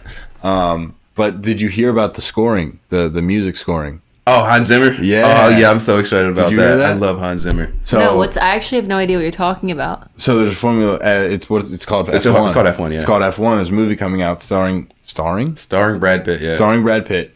And it's scored by Hans Zimmer, who, you know who that is? Or Hans Zimmer does Interstellar, Inception, and Call of Duty. And probably other things. Yeah. He does. I know. And MW2 is Hans Zimmer. Oh, really? Yeah. He's just fantastic at composing music. Yeah. He's unbelievable. Yeah, I might be making that up, but I don't think so. I think I'm right. I think MW2 is Hans Zimmer. So yeah, that movie will be. Well, I say will be. I actually haven't even seen a trailer, and I don't want to. You don't need to, dude. Dude, Alec. So my little brother's name's Alec, and he's interesting. He's definitely unique. The heck? He's a regular guy, folks. Yeah. Everybody out there. No, he's he's all right. But he doesn't. Alec. He refuses to watch trailers. Huh. Like yeah. Like he doesn't want to be spoiled at all. Like he'll watch like 5 seconds and then he'll be like, "Yep, I want to see it," and I want to see it so bad that I don't even want to see a minute and a half or 2 minutes of trailer. Really? And I used to think he was a weirdo. But I find myself not wanting to see. I didn't want to see a trailer to Dune 2 because I like Dune 1 so much. Yeah. And I don't want to see a trailer to this because I'm just ready to watch it. Okay. And I actually find myself, I'm less now, but like there was like a 3-year period where I was watching like classics like Tarantino and I don't know if he's a classic, but like for us he's a classic, almost like 90s stuff. And I didn't want to watch any trailers of anything because I was like, I just want my mind blown by whatever happens. I don't even want to know what the punchline might be. Okay. And now I'm looking at Alec like, dang, this guy was kind of right the whole time. Yeah, shoot. But yeah, so that movie could be cool, and I mean, it should be cool. I know the cinematography is going to be absolutely incredible. I'm very excited to watch that one. Damson Idris is also co-starring in that movie. He's from Snowfall. I don't know if you watched that. He's a British actor, but he's very, very good. Very, very good. Yeah. But Brad Pitt's he's like top 5 in my. I think it's top 5. Dude, I think I totally agree, and I didn't agree until I was like an adult, because I shouldn't say I was under the impression. But I maybe subconsciously I was like, oh well, he's handsome, and so people. That's all he's got. He's a one trick. Like, how could you not put that guy in a movie? Yeah. He's the man, and he can do like so many different looks, like clean shaven, full bearded. All right, now I'm getting weird. No sketch on this one. No sketch. But after watching like not his full cinematography, but a decent amount of it, like when you see Lock, Stock, and Two Smoking Barrels, and Fight Club. It's like, and Mr. and Mrs. Smith, like, what's the Tarantino one? Once Upon a Time in Hollywood.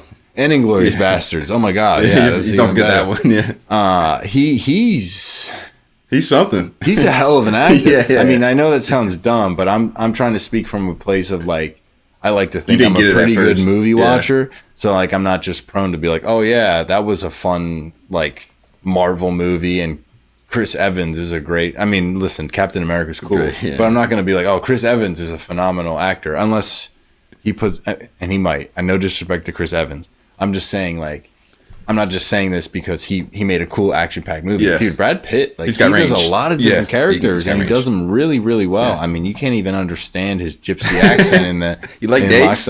Yeah, or is it Snatch or Lock, Stock, and Snatch. Two? Yeah, but is he in Lock, Stock, and Two Smoking Barrels I'm too? not sure. I don't think he is actually. So Snatch, definitely Snatch. But why? Those two, I always get confused with those two. I think Jason Statham's in both. Legend. He's in my top 5 Yeah, as I know well. you I love love Statham. Statham's. I always get confused with those two. I don't think Pitt's in both. Statham's in both. But okay, so in Snatch, when he's the gypsy, it's amazing. Yeah. I don't know if he won anything for it, but he freaking should have. Yeah. Anyway, I mean, we do have banter in the title, so it's fine that we're talking about Pitt, but we should probably get back to sports sometime soon. I mean, F1 movie, Brad Pitt coming out. I think I'm not sure when it comes out, but I'll be first in line to the get a ticket listeners for that can one. look up when it comes out. Yeah. Let me know when it Or comes Jessica, out. Jessica, can you look up when F1 comes out? Jessica can do that for you. We'll make an announcement. But did you in a bit. see the Gran Turismo movie?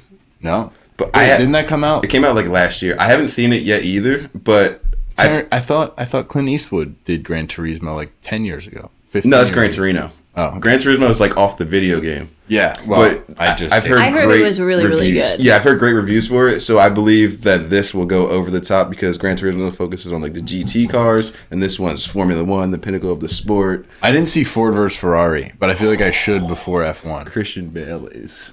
I saw like I tried to watch it on a plane. I fell asleep. You're crazy. But like Bale was good. He's like ridiculous. cranky in the beginning, right? Yeah, because he's like a really know-it-all mechanic, or like know-it-all mechanic. yeah, Like good he's like a description. blue-collar guy, but he's still like, don't question me on mechanic stuff. I know what I'm doing. Yeah, I have to finish that. That, and you've got I can't think of his name. Damon's is a main character in that as well. Oh, yeah, He plays Shelby. He's the Ford guy. Yeah, he plays Shelby. Thomas Shelby. pretty much. But yeah. That's a great movie. You should watch that ASAP. Did you find that release date, Jessica? Yeah, and I think it's cool. It's called F1. Hell Yeah, it's just Like F1. that's just Short and yeah, sweet. that's super FU1. cool.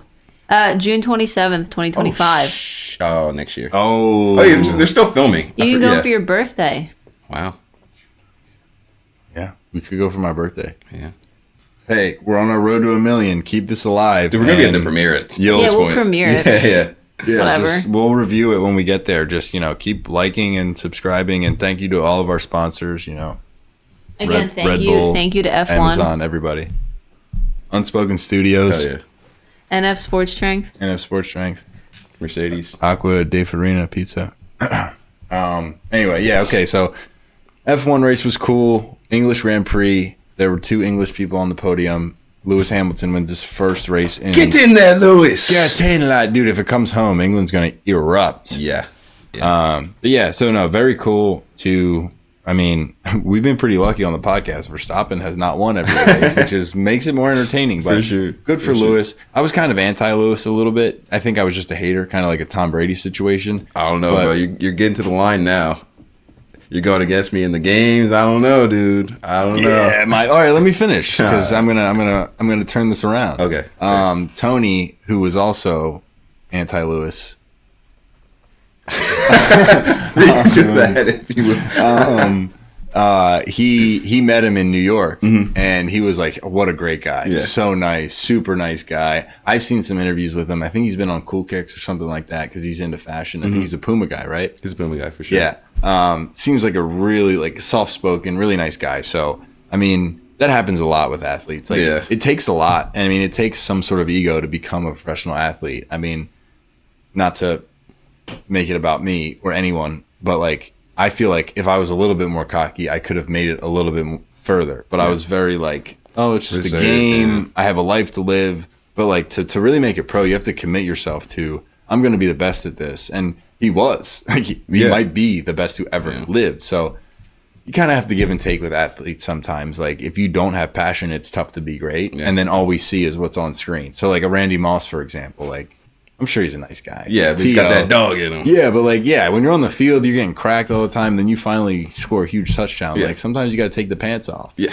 You know? I mean, these guys are the best in the world at their craft. Like, for Lewis Hamilton, for a great example is he's one of 20 drivers that are the 20 best drivers in the world. So he's got it right. Well, yeah, and literally for like all of time For who has 19 ever years, lived, yeah. he's better than top 20. Like, I think you can't even argue he's outside of the top 5 Yeah. of whoever have got the driven most a titles, vehicle. yeah. Like, he's so good. Yeah. So, always a little bit of give and take. It's easy to say these dudes are arrogant on screen, but Lewis seems to be. You need it. Especially when they're in their prime. It's like, oh, you hate this. I mean, everyone's got a little bit of hater in them, but from what I hear, Lewis is a good dude, so good for him. Hell yeah. Anyway, Wimbledon. We Yes, have sir. not talked much tennis, but hey, listen, we cover Everything. everything Under the sun. I brought this up, or somebody brought it up to me. They heard about it at work or something. They were like, so, well, what about cricket and curling? I'm like, all right, pump the brakes on that. Maybe when You're the going a little Olympics- too far now. Yeah, maybe when the Olympics come. Dude, curling finals are awesome. Yeah, they're electric. Remember they're when we electric. watched that, Jessica? Remember the curling finals? Those were sweet. But we're not going to necessarily get into that until, it's the Winter Olympics and we're grinding. We're not going to cover off-season curling. I mean, they look like the world championships. It's just and funny whatnot. because it's kind of like cornhole. Like, it's not like they look like you wouldn't think they're Olympian athletes. I think. Yeah. they're but they're- the best in the yeah. But yeah, they're yeah. like really, really good at it. It's Yeah. like that the English guy for darts. You know what I'm talking about? Is really young, but he's like For darts? like literally like darts. Oh, darts. Yeah, like he's like I don't know his name. Can you look up the English guy that plays darts? He's like 19 or 20 years old, but he's like a demon when it comes to darts. He's just winning every single tournament possible. Who'd have thought we get the darts? Yeah. We really do cover Everything it all. under the sun. Dude, darts fans, Yeah, they're amazing. really. Have you seen the clips? No, Oh my no. gosh. So there's like an amount of points that you start with in darts, and you don't just like they don't shoot for the bullseye. I mean, you could. I actually don't know why they don't, but I think mathematically you go like triple 20.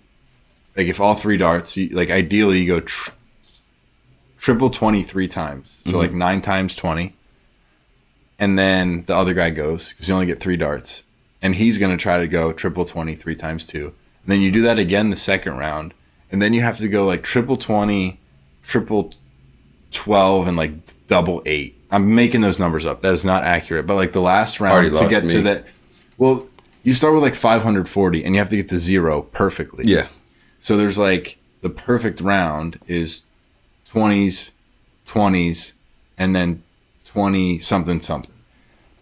And so that's why you don't just go for bullseye, because that's like 100 points, and then it like throws you off for whatever else you need to get. But like the second you don't get the triple 20, you have to go somewhere else to like mathematically get the 540 down to 0. Does Gotcha. that make sense? Yeah. So this one dude he threw 9 darts and like perfectly, like he threw 3, next guy went, then he threw 3, next guy, and then he threw 3.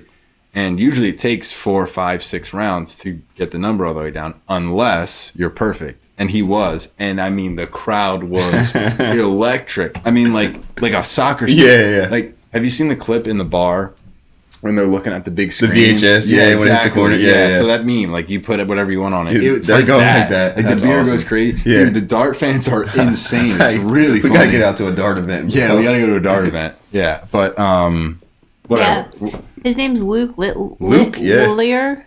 Littler. He is 16. 16. And I'll tell you what. He's He hot. said No. no, he's not. But he said He's in hit. terms of his routine before the final, like what does he do?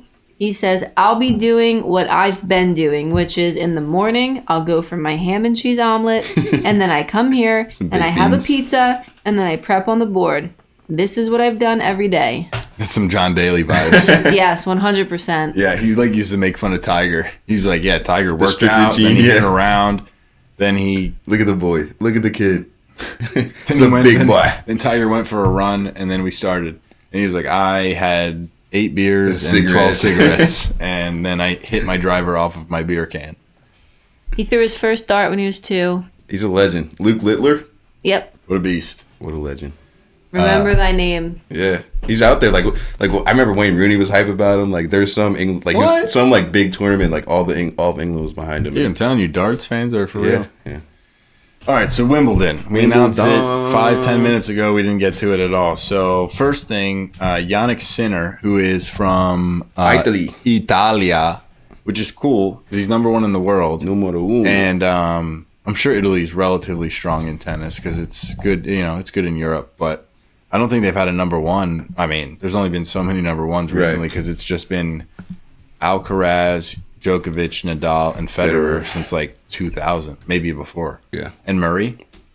He was number one at one point. Yeah, he sneaks in and out of number one. So it's been like 4 or 5 guys. So, I mean, of course, an Italian hasn't been number one because it's only been so many people. But he loses to Medvedev, who's somehow still playing. He's always been around. No, Medvedev's pretty young. Really? Yeah.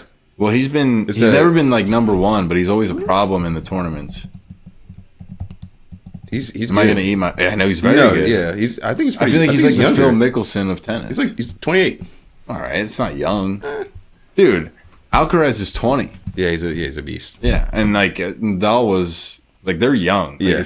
I don't know if it's soccer young, but they're young. Yeah, they do start early. Like Coco Golf was like 15 or 14. So when she Medvedev started. was probably competing when he was 20. Yeah. Your So age. he's probably been on the I circuit feel for like a he's while. been around. Yeah, Anyway, yeah. I could be wrong about that. That's fine. But regardless, he's like Phil Mickelson to me. Like he's always lurking. Mm-hmm. Can always beat you, and he did. He beat Sinner, who he's not like a fluky number one. He's been number one for maybe almost a year now. I mean, it's him and Alcaraz back and forth. Right. So, and then the Alcaraz match against Tiafoe. I don't know if you followed that, but I did. Those were the 2 games or matches for me that really stuck out. I don't know. I actually don't know where we are. You wrote up. So we're in the semis for the men's. The women's played the semis today. Do you want me to run off the women's? No, Really? I'm just kidding. Go ahead. Okay. Yeah. So women's, we have. I'll just rip off who's in the final, and this is a Czechia woman, Krakova. I don't know if I'm saying Sounds her name right. intimidating. But we've got an Italian woman in the Yeah. finals, Paolini. Yeah, and it's not on the list, but I'm glad you brought it up because they actually had the longest Wimbledon semifinal ever, and the Really? last one was Serena Williams. She defeated Elena Demetivia. This is there's Yeah, such you got tough it. names. Yeah. Which was 2 hours and 49 minutes, and theirs was 2 hours and 51. She literally made history with the first Italian woman ever, by the way, to do that. So That's Reminds me awesome. of the Isner. You know the Isner match? Yeah, the And the legendary French marathon. dude? Yeah. John Isner and oh no, something French. I feel like I should know who It was but- at the U.S. Open though, right? Yeah, it went like 3 days long. Yeah, like it because was it was ridiculous. 12 hours on the first day, or like 10 hours on the first day, and then they restarted on the second day because there was no light, and it went like 10 hours on the second day, and then they had to go to the third day, and I think it was 2 hours, and then Isner finally won. But it was like essentially whoever served was going to win. Yeah. So yeah. that was dude. I remember watching that on my dad's couch for 3 days straight. I think I was 12, so it was like 15 years ago. Yeah, yeah. Yeah, tennis, it can go on forever. That's one of the things. There's no time limit, you know? It's whoever really gets tired or whoever, makes a fault, but it'll go on forever. They can play forever. It's like baseball. It's Yeah. like there's no time limit. No, you no, got to no. score. Yeah. Someone's got to make something happen. Yeah. So what's going on in the men's bracket then? Men's bracket, so in the semis, we've got Djokovic, his quarterfinals match, the guy that he was supposed to play had an injury, so had to retire. So he gets a walk-in. Retire? Retire from this tournament. Sorry. Okay. Yeah. Not retire like That's a pretty altogether. big injury. Yeah. So he's in the semis. Let me pull up who he's playing. So I'm not sure who he's playing. I mean, Djokovic's still at the top of his game. Yes, but he's coming off a knee injury. So he had surgery on a meniscus. Oh, okay. So for this tournament, he is wearing a brace. Okay. I think that's tough for lateral movement. Right. And I which think, tennis which is almost all lateral. So, like I said, with the Sinner loss, it would have been Sinner versus Alcaraz, but since Sinner lost, Medvedev versus Alcaraz in the first semifinal. Yep. And then Djokovic is playing Musetti from Italy, is a newer guy. I've never heard of this guy. Yeah, I'm unfamiliar. Well, that Medvedev Alcaraz would be a good one. semi is going to Be a be cracker. great. I'd imagine. Well, aside from the injury, he's playing, so I'd assume he feels. Yeah. He Good feels enough. Yeah, and he's in the semi. that's he's in at the semis. 8:30 tomorrow morning. Alcaraz is playing. You best believe I'm Yeah. waking up to that match. He's so entertaining too. Yeah. He's passionate. He's fun to watch. There is a Netflix series on that too. It's about. Have you seen it? It's very good. young. It's just kind of the young and rising tennis players. It's really entertaining. There's a guy from. Is he American or is he is he Greek or does he just have a Greek name? Nick Gorgos. Or Oh, something. he's Kyrgios. American. Kyrgios. No, Yeah. he's Australian. Australian. He's Australian, yeah. Kyrgios like the light skinned dude. Yeah. So he's not like playing right now though. Well, because he doesn't have a coach. He coaches himself, and he's like very arrogant. Oh, and he has his friend who's like his manager. But yeah, his best buddy from Yeah. like high school is his manager. And I actually he's, like, remember him because he had that like girlfriend who he met like 3 months ago, and he's like, she's everywhere with him. She's I like just think calling it's the so shots and funny. stuff. Really? I mean, I want he to say doesn't it's a have- shame. yeah. He's super like, talented. If you watch the documentary, yeah, exactly. He's like the best, but he's so well. No, seriously, like he has no idea what he's doing. Well, I It's think he has all the potential natural to be. skill, and he refuses to get a coach or anything. He's like, I'll just practice. I know what I'm doing. So, I mean, listen, he's better than I was at any Yeah. sport I ever played. Yeah. So good on you, but. I think if he swallowed his pride a little bit, he could really take it to the next level. And like, I mean, look at Alcaraz and Sinner. Like, They're younger than him they're now. already young. Like, if you get that in your mind young, like he's already past that age. yeah, where I mean, it's he tough now to get to him. exactly now he's past that like very youthful stage. Yeah. And from what I understand, I'm no tennis expert, but he's got all the talent in the world, and it's just like his head is a little bit too big. But I mean, I'm sure he'll win a couple. Objectively, he's so funny. If you ever watch any of his interviews, Oh my God. his antics on the tennis court, he's a hilarious guy. So funny. Yeah, and, he's like Michael Jordan with more arrogance and like less talent, so it's hilarious. and with the Australian accent, it definitely adds to it. Yeah, it's so exactly. funny. Yeah, be a Ken. Do you want to talk about this Andy Murray situation? I don't know much about it, So so I'll tell me. So I'll speak on it. So Andy Murray, this is he's getting to the age where he's thinking about retirement. He's already said that this will be his last Wimbledon tournament. He's one of the UK's greatest tennis talents ever. He may be their best talent they've ever produced. Andy Roddick, another guy who was pretty good. Okay. Sorry. Yeah, no worries. Yeah, Andy Murray, one of the greatest tennis players for the UK, maybe in history. He's coming off a back surgery coming into Wimbledon. He already said it's going to be his last no matter what. But so he retired from singles, but he was going to play doubles with split doubles with Emma Raducanu. She's another young, Co-op doubles? yeah, Or co-ed? split double, yeah, Co- co-ed, yeah. So he was going to play with Emma Raducanu. She's another young UK tennis player on the women's side. But she actually pulled out right at the beginning of the tournament for split doubles, but stayed in for singles. So Rude. Yeah, and it's Andy Murray's last tournament no matter what. Yeah. So he didn't have the mobility to play singles, but doubles, it's a little bit less movement, so he would have been able to play. Yeah. But she still played singles. She called out of doubles with a sore wrist. She's played singles, and she lost in the fourth round. Yeah, I really don't like it. I don't know what to say. Yeah, what? That's tough. Yeah. I mean, and Andy Murray, especially like it's not like it was a random girl. You'd think that she looked up to him in some Degree, like he's a legend and she's from the same country.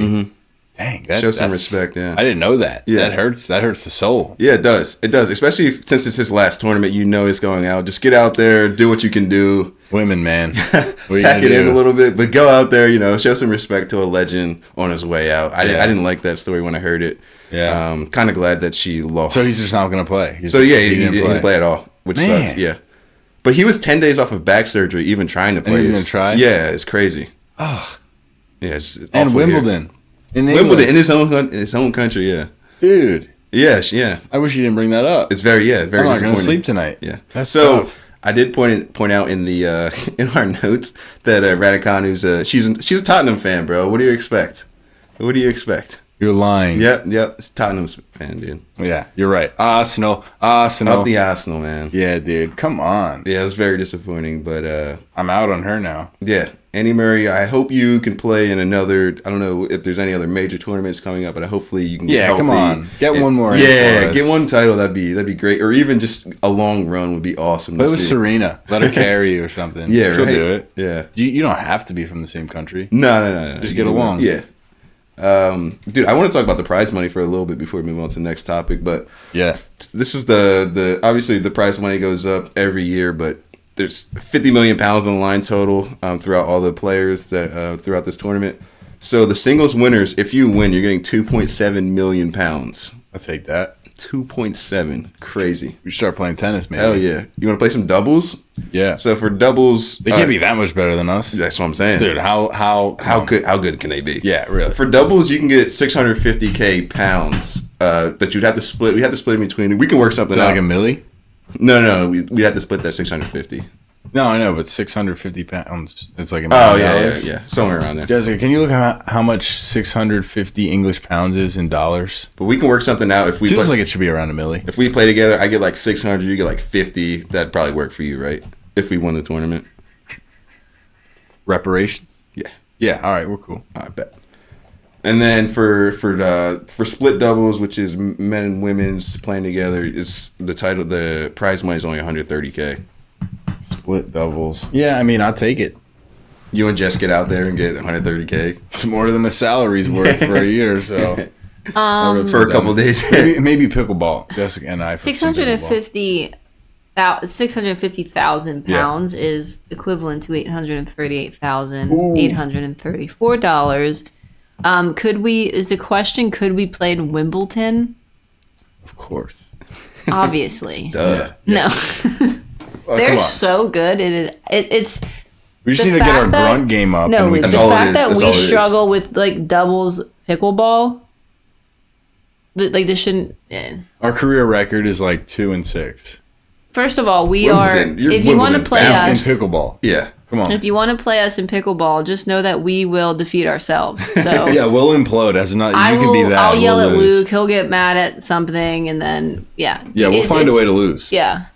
If we We're can, talking if we to you, can Adam figure and that Claudia. out, if we can figure that out, like yeah, we're there. Dude, apparently Adam beats Alec left-handed. Yeah. At tennis or No, in pickleball? pickleball.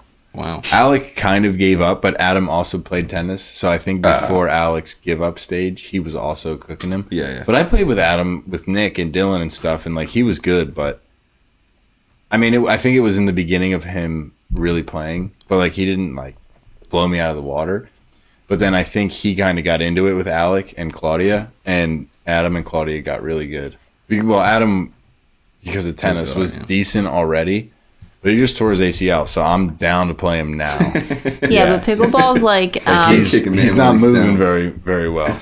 That is pickleball's crazy. pretty interesting because it's one of the only sports that if you actually play more, you do better like almost immediately. Like when we do golf, I feel like the more you play, the worse you get sometimes. Yeah, I will say that's probably an extreme example because golf is like impossibly hard to learn. But you're right. Like pickleball is so fun because you pick it up quickly and then you can get better quickly. Got you. Like Francois gives it a hard Wait, time. Avery, you've never played? Never played. Let's no. play. Oh, we should play. We play with Neil. play Neil's right pretty now. good. Okay. Yeah, it's fun. mind. But like it's legitimately like- between ping pong and tennis. That's And what I Francois is said. like, "Well, just play tennis or just play ping pong." And I'm like, Whoa. "No, we'll play Whoa, pickleball." what's the Francois hate? I'm not hating on Swass. Swass the man. I love Francois. Why'd you No. make him sound like that? He's our legal guide on Sorry. sideline banter. He's Sorry, gonna, Francois. I know you're listening. I apologize, but you are a hater of pickleball, so he'll that's respect true. that. He is a you know. hater of pickleball. And it's just like, yeah, but it's really fun and it's not that hard. And I'm not here to go pro, but I want to play. You know, I burn 1,200 calories in like an hour and a half playing pickleball. And it's like I said, you can be average, but it's like a wiffle ball. So you like learn how to curve it and plays it well. Tennis is so hard, dude. It's ridiculously hard. It's like a tennis, but like this pickleball seems like a happy medium between ping pong and tennis. Like it's Exactly. more athletic. You use more muscles You're than ping pong. You're still running around. But it's not as much court to cover as tennis. You Yeah. know? It seems like the perfect sport. Yeah, it is. I mean, the perfect sport, I don't know, but you can play really competitively or you can play for fun. And that's like, what are we doing here for real? We're in our mid to late 20s now. Just go have some fun, burn some calories, have a good time. And you Enjoy can some get good nature. at it. Like the way Mike's good at golf and he can like have fun at it. A lot of people can get good at pickleball and have fun with it. So, whatever. Little bit of banter there, which is what the people are here for. But course. anyway, if you haven't played pickleball, try it out. It's kind of Yeah, fun. I just want to say something wanna on try it out. Wimbledon, if that's On okay. Wimbledon? Yeah. Go for it. Yeah, You have to because we're about to close on it. So fine. I just think that we should note I think it's so cool to watch how like, what is it like? How elite it is. How they just wear all white. Like it's just Yeah. so cool. Yeah. I don't for know. Wimbledon, Yeah, it's they just are so in like all wow, white kits. you're with the big boys Yeah. now. I remember last year, I forget who it was. It was a pretty, well, they're all obviously good, but she like wore her normal thing and they were like, you literally need to put white on. And she just had to go like buy a gift shop. Like she didn't have like she had to go put a practice thing on. Yeah, you can't get away with that at that place. It's it's No, like, it's an it's elite like- tennis. It's like literally Yeah. equals like It's like the facility country club. eliteness. yeah, situation. exactly. That's where I actually belong. Yeah, yeah. Well, Yeah. we're working on it. I don't know if I'll ever get there.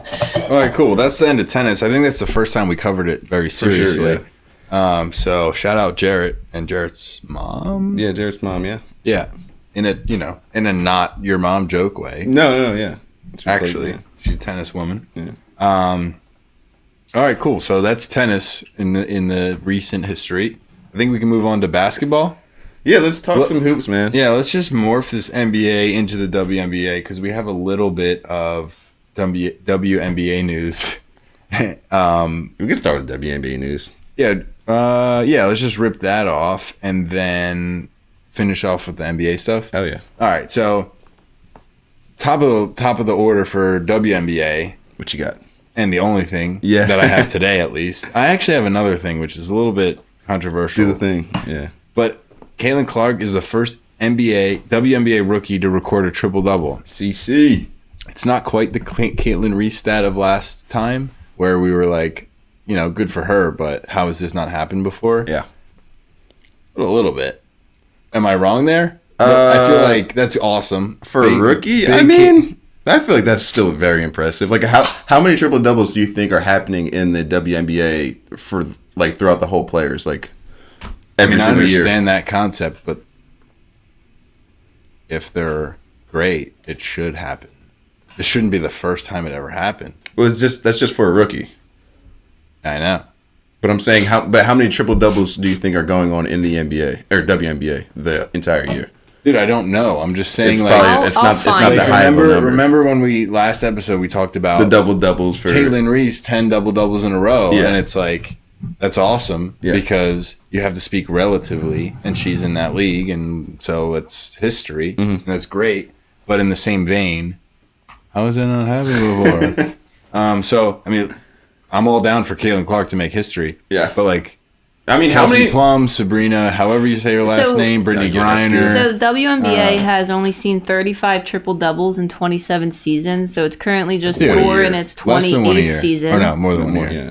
That's what I'm saying. Like, there's not that many triple doubles going around. I understand that that's the case. And I'm then just for saying, a should rookie- that be the case? Like Brianna yeah. Stewart, Maya Moore. I mean, they'll get it Candace with like points Parker. and rebounds, but assists I feel like are harder to come Make by. it happen. I mean, it's not not relying like- on you. Have you seen the I know, but clips? it's not like Caitlin Clark is playing in the NBA. She's playing in the WNBA. Have you seen the clips of Caitlin Clark making excellent passes and her And her teammates just teammates turning them dropping. over or missing Yeah. shots? Like, you can't rely on your Dude, her teammates to make turnovers. shots. She has like 100 turnovers or something like that. Yeah. And like 80 of them are her teammates dropping dropping the ball, passes. On amazing passes, Yeah. by the way. No, I understand. I'm just saying in some content, like all else is equal. Yeah, It's not like in the past, Candace Parker and Maya Moore and Brianna Stewart and Elena Delle Donne used to play against LeBron, and it was hard to get a triple-double. they didn't play against LeBron back in the day. They've always been playing against other WNBA players. When? I thought there was like a crossover like recently that happened where they. I mean, yeah, of course, there's the recent divide. Yeah, what the heck? I'm so confused. what are you talking about? They Yeah, I literally don't know. they played together. The people know what I'm saying. I'm just You saying. remember that oop from Diane Taurasi to LeBron, bro? It Yeah, that was was sick. insane. Yeah. All right, I'm pointing out the obvious. I'm just saying, like, I know that that's great and it's historic, but I'm just surprised that it's never happened before. Regardless of Regardless. regardless of what the league generally produces. Like, if you played in an LA Fitness pickup league, like, people have dropped triple doubles before. They're not good basketball players. They're just people who play in that region who think that they're Bro, good. if you're counting your stats in a LA Fitness basketball league. Yeah, dude, I had 18, 17, and 9 last night, bro.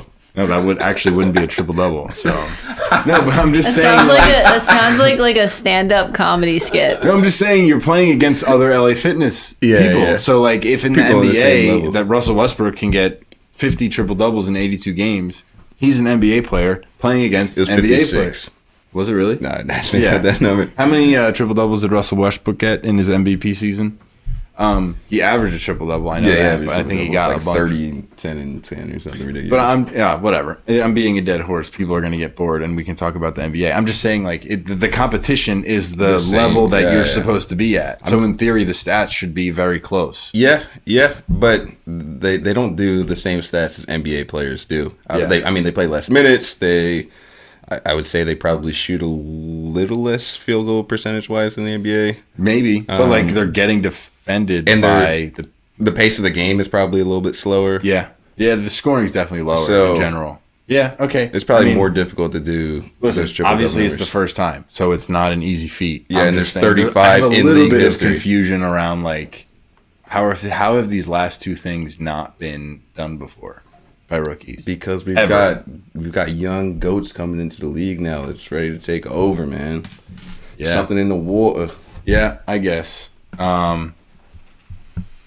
Okay, so more. All right, we'll transition to NBA. I'm gonna rip off 3 moves, and then we can get into the last thing. But interesting ones. I'm sure plenty of things have happened, but things that came to my mind were the DeRozan to the Kings. The Frozen.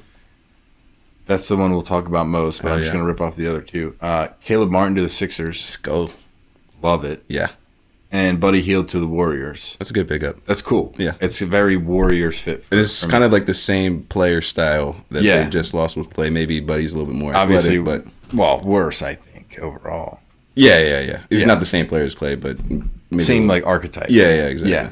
Well, okay. So we're done with that. That's all I had to say about that. It's kind of replacing Clay, but obviously not as good. Mm-hmm. But like kind of like a great shooter. And probably way less money. Dude, he came in for the Sixers once in the playoffs and he cooked. I was there. I was at the game and we went nuts when he started shooting. I thought he'd be a lot better in Sixers uniform. So did I. He started off, I think, not bad, but then he went really quiet and then he didn't get any playing time in the playoffs. And then he played and he was excellent, but then we went home. I mean, part of that is why we're so excited about Paul George. Yeah. Is because, not that we thought Buddy Hield would fill that role necessarily, but like we were like, we want someone who we can rely on nailing a 3-pointer at 40 to 45% of the time.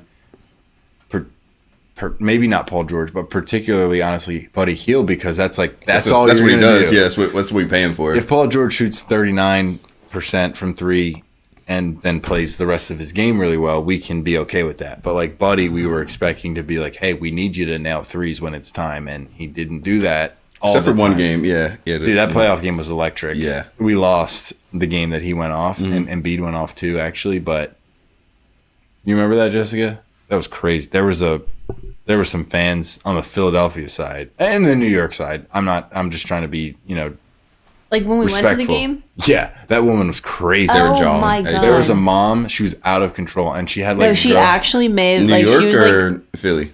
in Philly. She. Just No, to I'm give saying you an fan of. example, Yeah. Okay. just to literally give you an example, it was like Knicks kids? versus Philly. Her daughter. It was her. She was like in she 8th was grade. maybe 50, and her daughter was like 13. She or was, 15, let's be like honest, she 13 was a or 15. MILF, right? So you want to like her right away. Nice. You're Good like, times. all right, like attractive lady. She's a little tipsy. She sits next to me. She was cool at first, and then she got cool. hammered. This girl in front of us, holds up. She's holding up a sign. She's a Knicks fan. She's holding up. We asked her to turn it around. I was like, oh, that's so cool because I'm like a nice fan.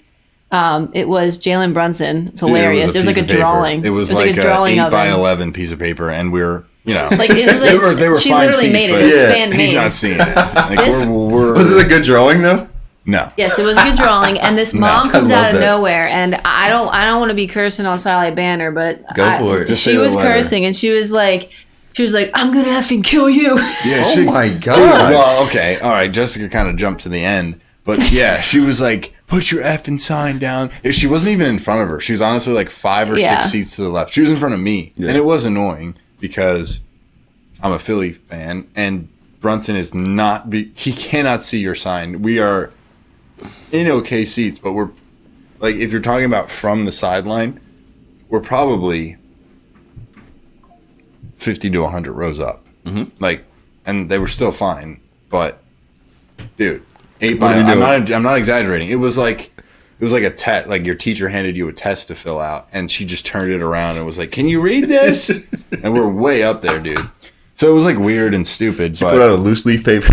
like they were relatively nice, and then we were drawing back and forth. Like I was giving the New York fans what they needed, but they would turn around and smile and laugh, and then they would go ahead because the Sixers went on a run and took the lead, if you remember.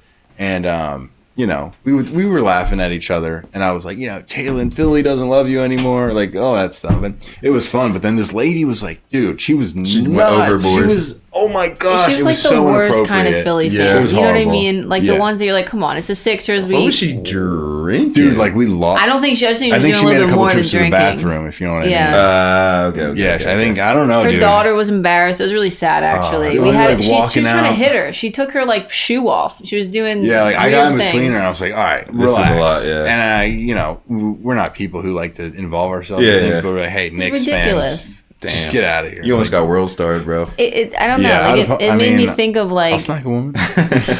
I don't know. You talk about passion. That was a little too Like, far. it was a little, for Yeah. that Or a lot too far. series. No, she blacked out. She was not there at the end. Was she black? No, Okay. no, don't worry. Yeah, No, but that's you're in the like Our people would never. yeah, dude. Black woman would never. Never, ever. Not for her daughter. we did. There was a black woman behind us, and they were so funny. Let me Oh tell my you, God, they hilarious. Black women were are so they were funny. so like on every single play. Like they were given the best banter behind us. Oh yeah, we got to get them on the show. We got to find Yeah. those ladies. Yeah, I turn around, they were high five. It was Yeah, yeah. great. Yeah. I love that experience when you go to the game and you sit next to like cool people that Yeah. are also enjoying the same team that you enjoy. Exactly. Yeah, it's the best. Anyway, all right, let's get off of that. Caleb Martin to the Sixers. Let's give like 2 or 3 sentences each. I love it. We need depth. He's from Miami, so he's probably got that dog in him. Fuck yeah. And he's clutch. Like I don't know if he's clutch in a sense that like give him the ball for the last shot because he's obviously we have plenty of people who are going to take that shot in front of him. But as far as like in the fourth quarter, he's the kind of guy that's going to like hit some daggers, like Draymond in Game 7 or Al Horford against the Sixers in the playoffs. Andre Miller against like every team ever. Just like weird I love Andre players Miller. where you're like, why is that guy the one who's killing us right now? Like I TJ feel like- McConnell. Yeah, I feel like Caleb Martin From comes that off the club. bench for the Sixers, and it's kind of the type of tool we never really had. Not that we have a bad bench all the time, but like Batum was almost the guy where it was like, who the F? This guy is going to beat us? And like Batum did that a couple times in the playoffs, and it was cool. Yeah. I think Caleb Martin fills that role pretty well, where it's like he might only give us 12 to 16 on a, you know, but they're very valuable points. So Gotcha. that's why I like the sign. What do you think? I like the signing. We're sure that this is the good one. He's got a twin. What's his name? I don't know. He played for like the Hornets though. We got the guy from the Heat. Yeah, we got the guy from the Heat. Yeah, we got the guy from the Heat. Okay. Just I had to clarify. Thank you, Jessica. Yeah, no, we got the guy. Yeah, no, I like the way he plays. He's just a basketball player. He just makes the right plays. I mean, he'll score. He'll hit some shots. You know, like you said, in the clutch. He played really well for that Miami team. The only thing is, you know, players play differently when they put on that jersey. Yeah, that's actually but we got Nick Nurse now, so like that's he's that's a the great thing I coach. feel like we never had before, where it was like we could sign like a Jimmy or I mean I don't even know who. Honestly, even like a Nerlens Noel back in the day, like you would think that they would develop, and we just never invested in coach. I mean, we invested in Doc, but Doc is low key outside of that 2008 Celtics team, Yeah, which what like has he how done? could you lose? 'Cause yeah with Perkins, 4 Hall of Famers. Perkins, Big Baby, and Rondo overperformed like you could never imagine. Hey, don't put Rondo in that category. I love Rondo. Rondo's. I don't think he's a Hall of Famer, but he's Yeah, a but great when they won the basketball player. championship, He was it was about ridiculous. the big three. Like, He was hitting jump shots in that series though. Like he Well, yeah, he but- played his ass off. I'm saying he overperformed. I think Rondo's great. I don't think he overperformed. I think I mean, I guess for But that in age, 2008, yeah, for that age when he was you really weren't young. talking about Rondo going into the season. No. You were like, that's the point guard, I Yeah. guess. I'm saying he was great, Yeah, but it was all about Paul Pierce, Paul Ray Pierce. Allen, and Kevin Garnett. Like they were prepared They to were not have unbelievable, depth, yeah. and then they had 6 players who were really, really good. Wasn't what's his name? James Posey on that team? Remember that guy? Yeah, I remember James Posey, 3-and-D guy. Yeah, a big 3-and-D guy. He was like a power forward 3-and-D Yeah. guy, like Montrell. He looked like an owl. He played for the Sixers a little bit. You don't remember that guy? You talking about Montrezl Harrell? He's not a 3D No, guy. no. Montrell? No, it was definitely Dontrell. Dontrell? No. Whatever. Sounds like a baseball player. Dontrell Willis? Yeah. Well, I'll look it up between episodes. We'll get that info to everybody. Episode 6. I know you're longing for a random 3-and-D guy from the Sixers. 2015. How many can you name? Yeah. Dude, he was good though. Frick. All right, we'll figure it out. But yeah. So Kyle Korver. and then lastly, DeRozan to the Kings. The Frozen. That's cool. I saw a meme though that it was like, "Hey, we really need a guy who can hit threes and play some good defense." And then it was like DeRozan. He was mid-range. He's like, I cannot shoot threes and I play no defense. And they're like, "We'll sign you."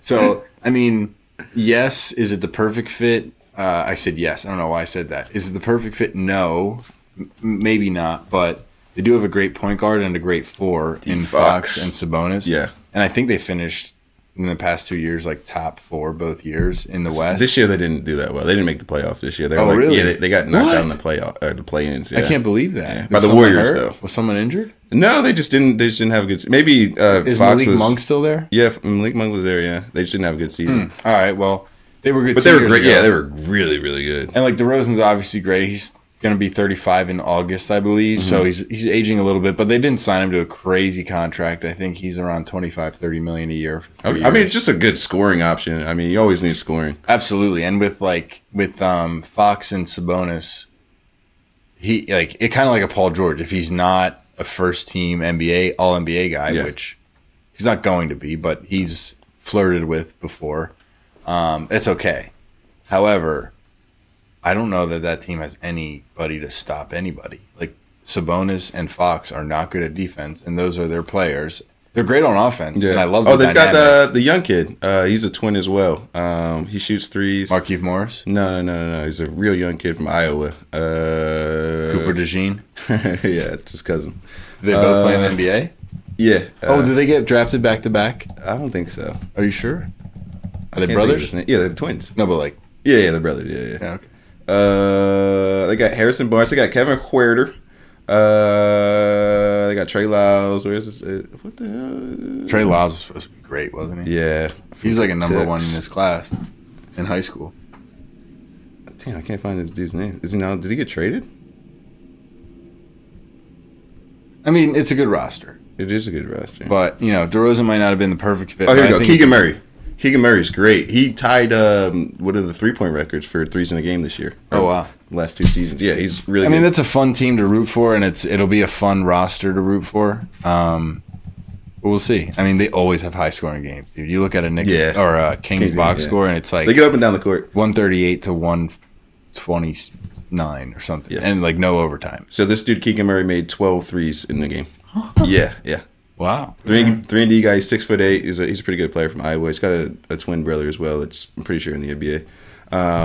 But another thing with the Kings too, they got Mike Brown, pretty good coach. Coached with he coached LeBron and the Cavs. He coached with the Warriors. He won a couple chips. The Cavs stuff is weird because it's like LeBron, LeBron, But I still think he's. I mean, he's got the boys playing. Yeah, he's been around the game long enough to be like, all right, Mike. I mean, people keep hiring him. He's probably saying something right in the interviews. And like you said, last year they had, they were top 4 seed in the Western Conference. The Western Conference always good. So yeah. Cool. Ooh. Jessica, did you have any basketball things before we close out? I have one more. You just saw something cool? No, I just thought about it. So Jonte Porter, Michael Porter's brother, he's getting sentenced for gambling. Sentenced? Yeah, I thought it was just like banned from the league. No, he's getting sentenced for like jail time. Dude. How long? Let me. Jess, can you look that up? Jonte Murray.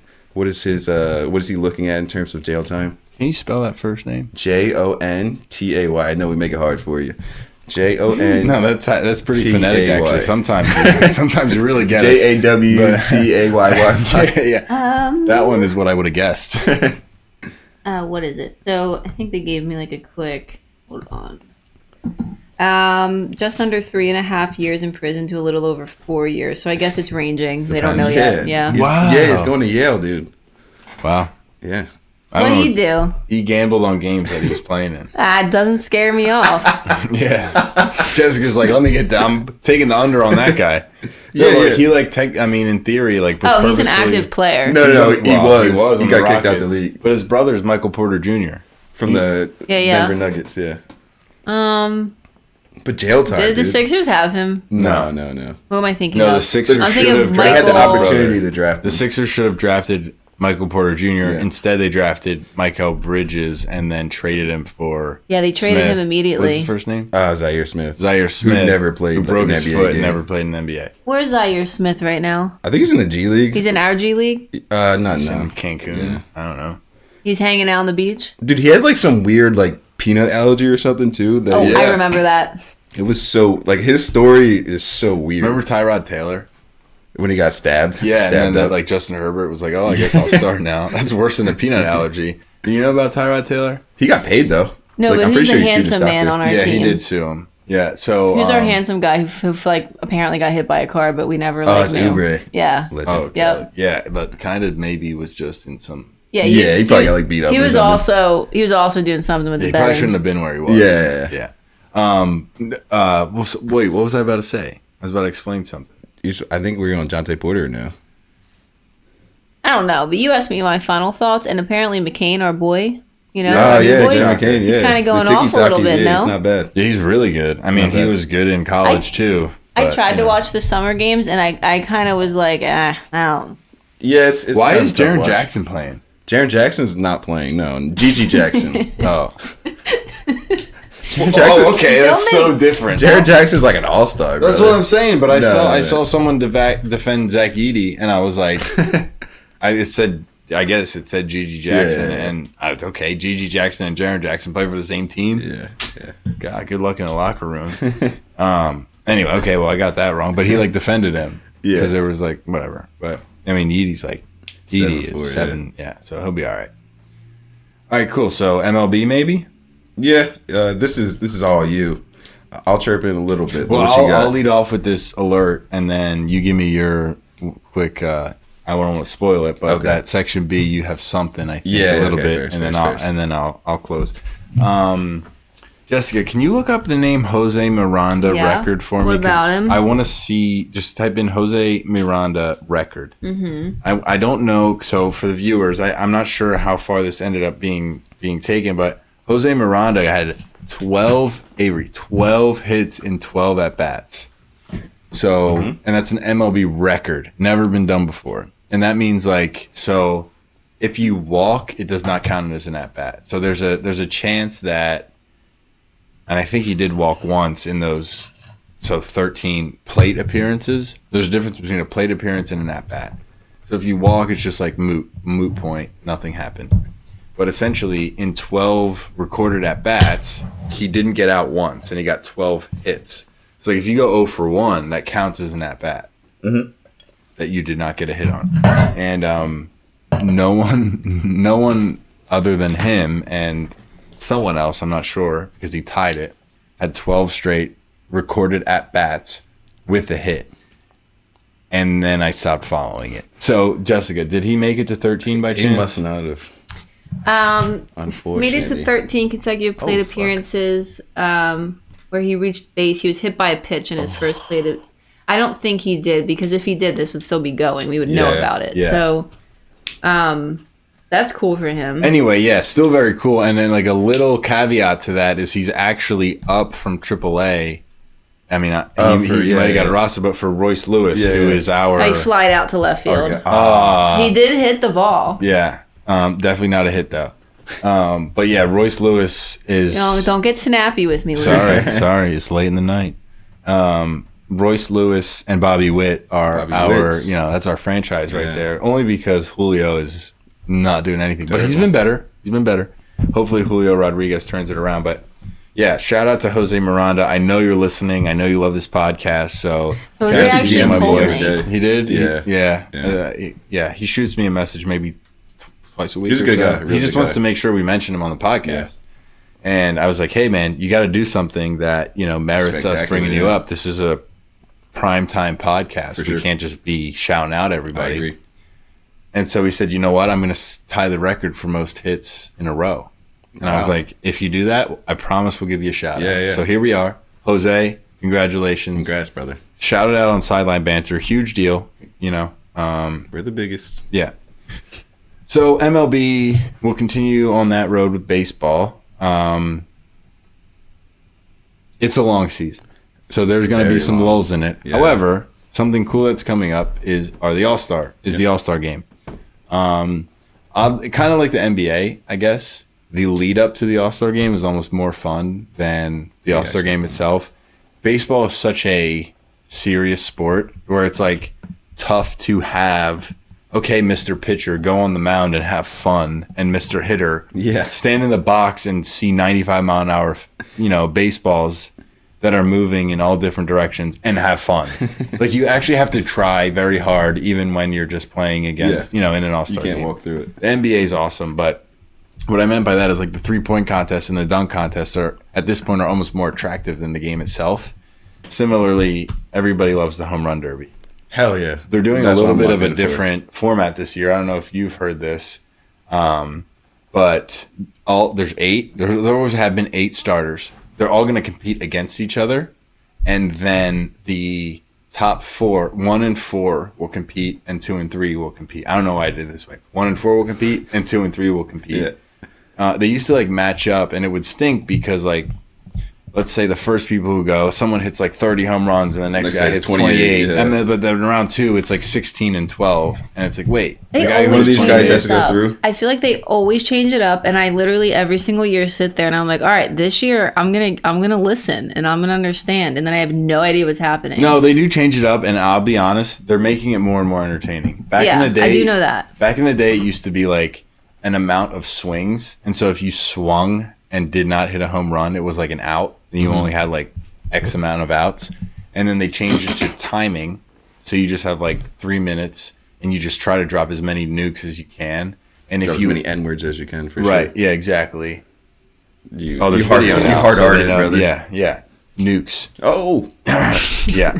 And so if you hit a huge bomb, you get an extra 30 seconds. Or I think you have to hit 2 over 450 or something. Gotcha. And then, but there was still the whole bracketology of it, where a guy who hit 16 advances over someone who had 25 of them because of who they match up against. So they're trying to do it so that it's the top 4 go on, even, and then we'll go head to head. Yeah. So that'll be fun. But I want to talk about the All-Star snubs. Yeah, sure. So they just announced the All-Star team. There are some people who are injured and there's replacements hopping in, but ultimately there are still people left off the list who will not make it to Texas for the All-Star weekend. And I want to talk about some of the snubs that we think maybe could have made the team and did not. Okay.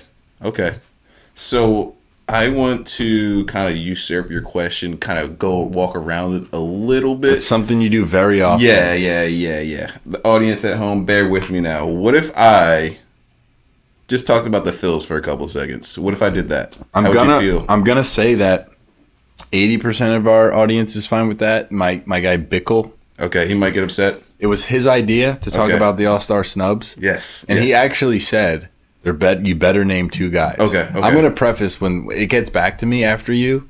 I highly doubt I'm gonna name the 2 guys that he mentioned, but I think I know who they are. But anyway, so yes, I think we're fine with the Phillies. Okay, but I'll dive into the whole MLB, so it'll be fine. Yeah. I just want to say, shout out to the guys. Best record in the MLB, doing the thing.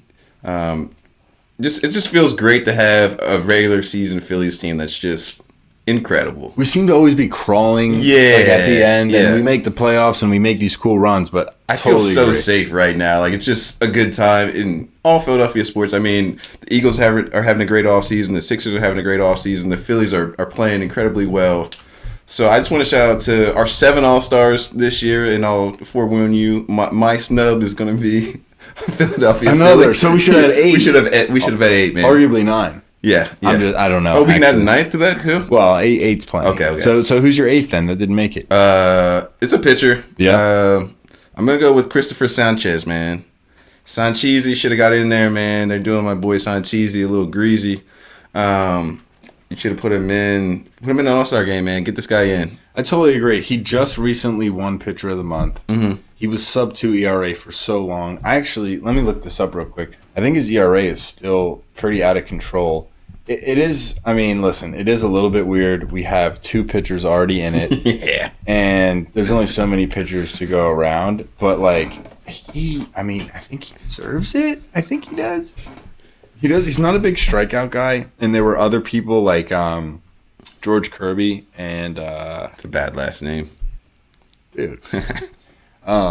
George Kirby and Jack Flaherty. I actually don't have them on my list of snubs because pitching was just difficult.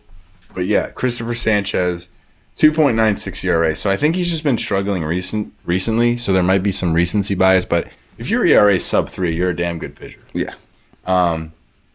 But yeah, that's definitely a good call out of you, especially, not necessarily being a baseball guy. Phillies had 7 guys. 7 guys. I'm going to name them real quick. So we got Alec Bohm, Bryce Harper's, Jeff Hoffman's, Matt Strom's, Ranger Thwartis, Trey Turner's, and Zach Wheels. Yeah, all deserving. And Christopher Sanchez, too. It's always tough. All-Star games are weird. I mean, we see like people like Durant and LeBron and Curry, and it's like... Yeah. But maybe it's different for baseball. I don't know. There's just so many more players in baseball. So much more. Yeah, like I saw the number 1 guy this year who was voted an All-Star and has like the most active was Altuve with 9. So it's like maybe it's a little bit different of a sport. And I was looking down in the roster, at least for the NL. I don't remember the AL, but like all of the reserves and pitchers, it's like all the pitchers, it's their first or second time, which is not a lot. So I don't have necessarily like the historical data to say that baseball is a little bit more fluky, but it's tough to be consistent in baseball. So there's a chance that 9 All-Star appearances is a lot. When we see LeBron has 19 or whatever it is, it's got a full sleeve when they do the warm-ups. So it might be different. I want to say it is because baseball, it's tough to be consistent, and it's such a hard sport. I guess. It's like basketball. If you're great, you're going to dominate. Baseball, people get way better. New pitchers are invented. Things get weird. But okay, thanks for sharing. I'll jump into my All-Star snubs. I think it's interesting. Should we list out the actual All-Star team? I don't think so. I think that would take too long, and who's actually gonna remember all of that. So, all right. So I'll just go through. So Brent Rooker, he's the DH from the A's. He's 12th in the whole league in OPS. But he's only one of 4 DHs who have an OPS over 900. And the 2 of the 3 above him, so I believe it goes Ohtani, Ozuna, so that's NL, but that's NL, and he plays for the A's, and he's AL. Yeah. And then it goes Yordan Alvarez. Yeah. So I was really trying to figure out who the other DH, like the reserve DH was for the AL. I couldn't figure it out. Maybe this guy Fry from the Guardians, but because Josh Naylor's on it, but I'm pretty sure he's in as a first baseman. He could have been as the DH. I'm not quite sure, but Rooker's. If you're top 4 in OPS and you're a DH, like you're not playing defense, and OPS is a pretty good indicator of offensive performance, I think you should be an All-Star. So we'll leave it there. Second, our boy Logan O'Hoppe. Happy days. Not to hone in on OPS again, but I'm going to. Yeah. He's second in OPS for catchers, league wide, and the person in first is Will Smith, who plays for the Dodgers and is in the NL. So the catcher position is one where defense is maybe more important. I shouldn't say maybe. In my opinion, definitely more important. Like if my catcher bats 250, but he's great defensively, that's fine. Bat him 9th, hide him in the lineup, and play the game. It's like saying, oh, my center in offense, like in football, my offensive lineman center isn't fast. It's like, well, okay, but he can block, so that's okay. But, and I mean, being second, it's an 826 OPS. So when the fourth best DH is at 906 and you're a catcher batting 826, I mean, come on. So he doesn't make it, and unless he's like really horrible on defense, which I'm not sure about, but I can't imagine that's the case. He was very highly scouted. I think he should have been an All-Star. 14 homers, by the way, and number 1 in the league for catchers is 16. So it's not like he's just boosting his OPS with doubles. Yeah. Which would be fine. Yeah. He's actually hitting dingers. And then 2 more. One, Christian Walker. OPS one more time. But it's a first baseman. You nerd. No, but it's a first baseman. So again, it's about hitting. Yeah. 3rd in OPS behind only NL players, Bryce Harper and Freddie Freeman. So I guess it's kind of a stinger because you're only really going to take 2 first basemen per side. But like, I don't know, sneak him in.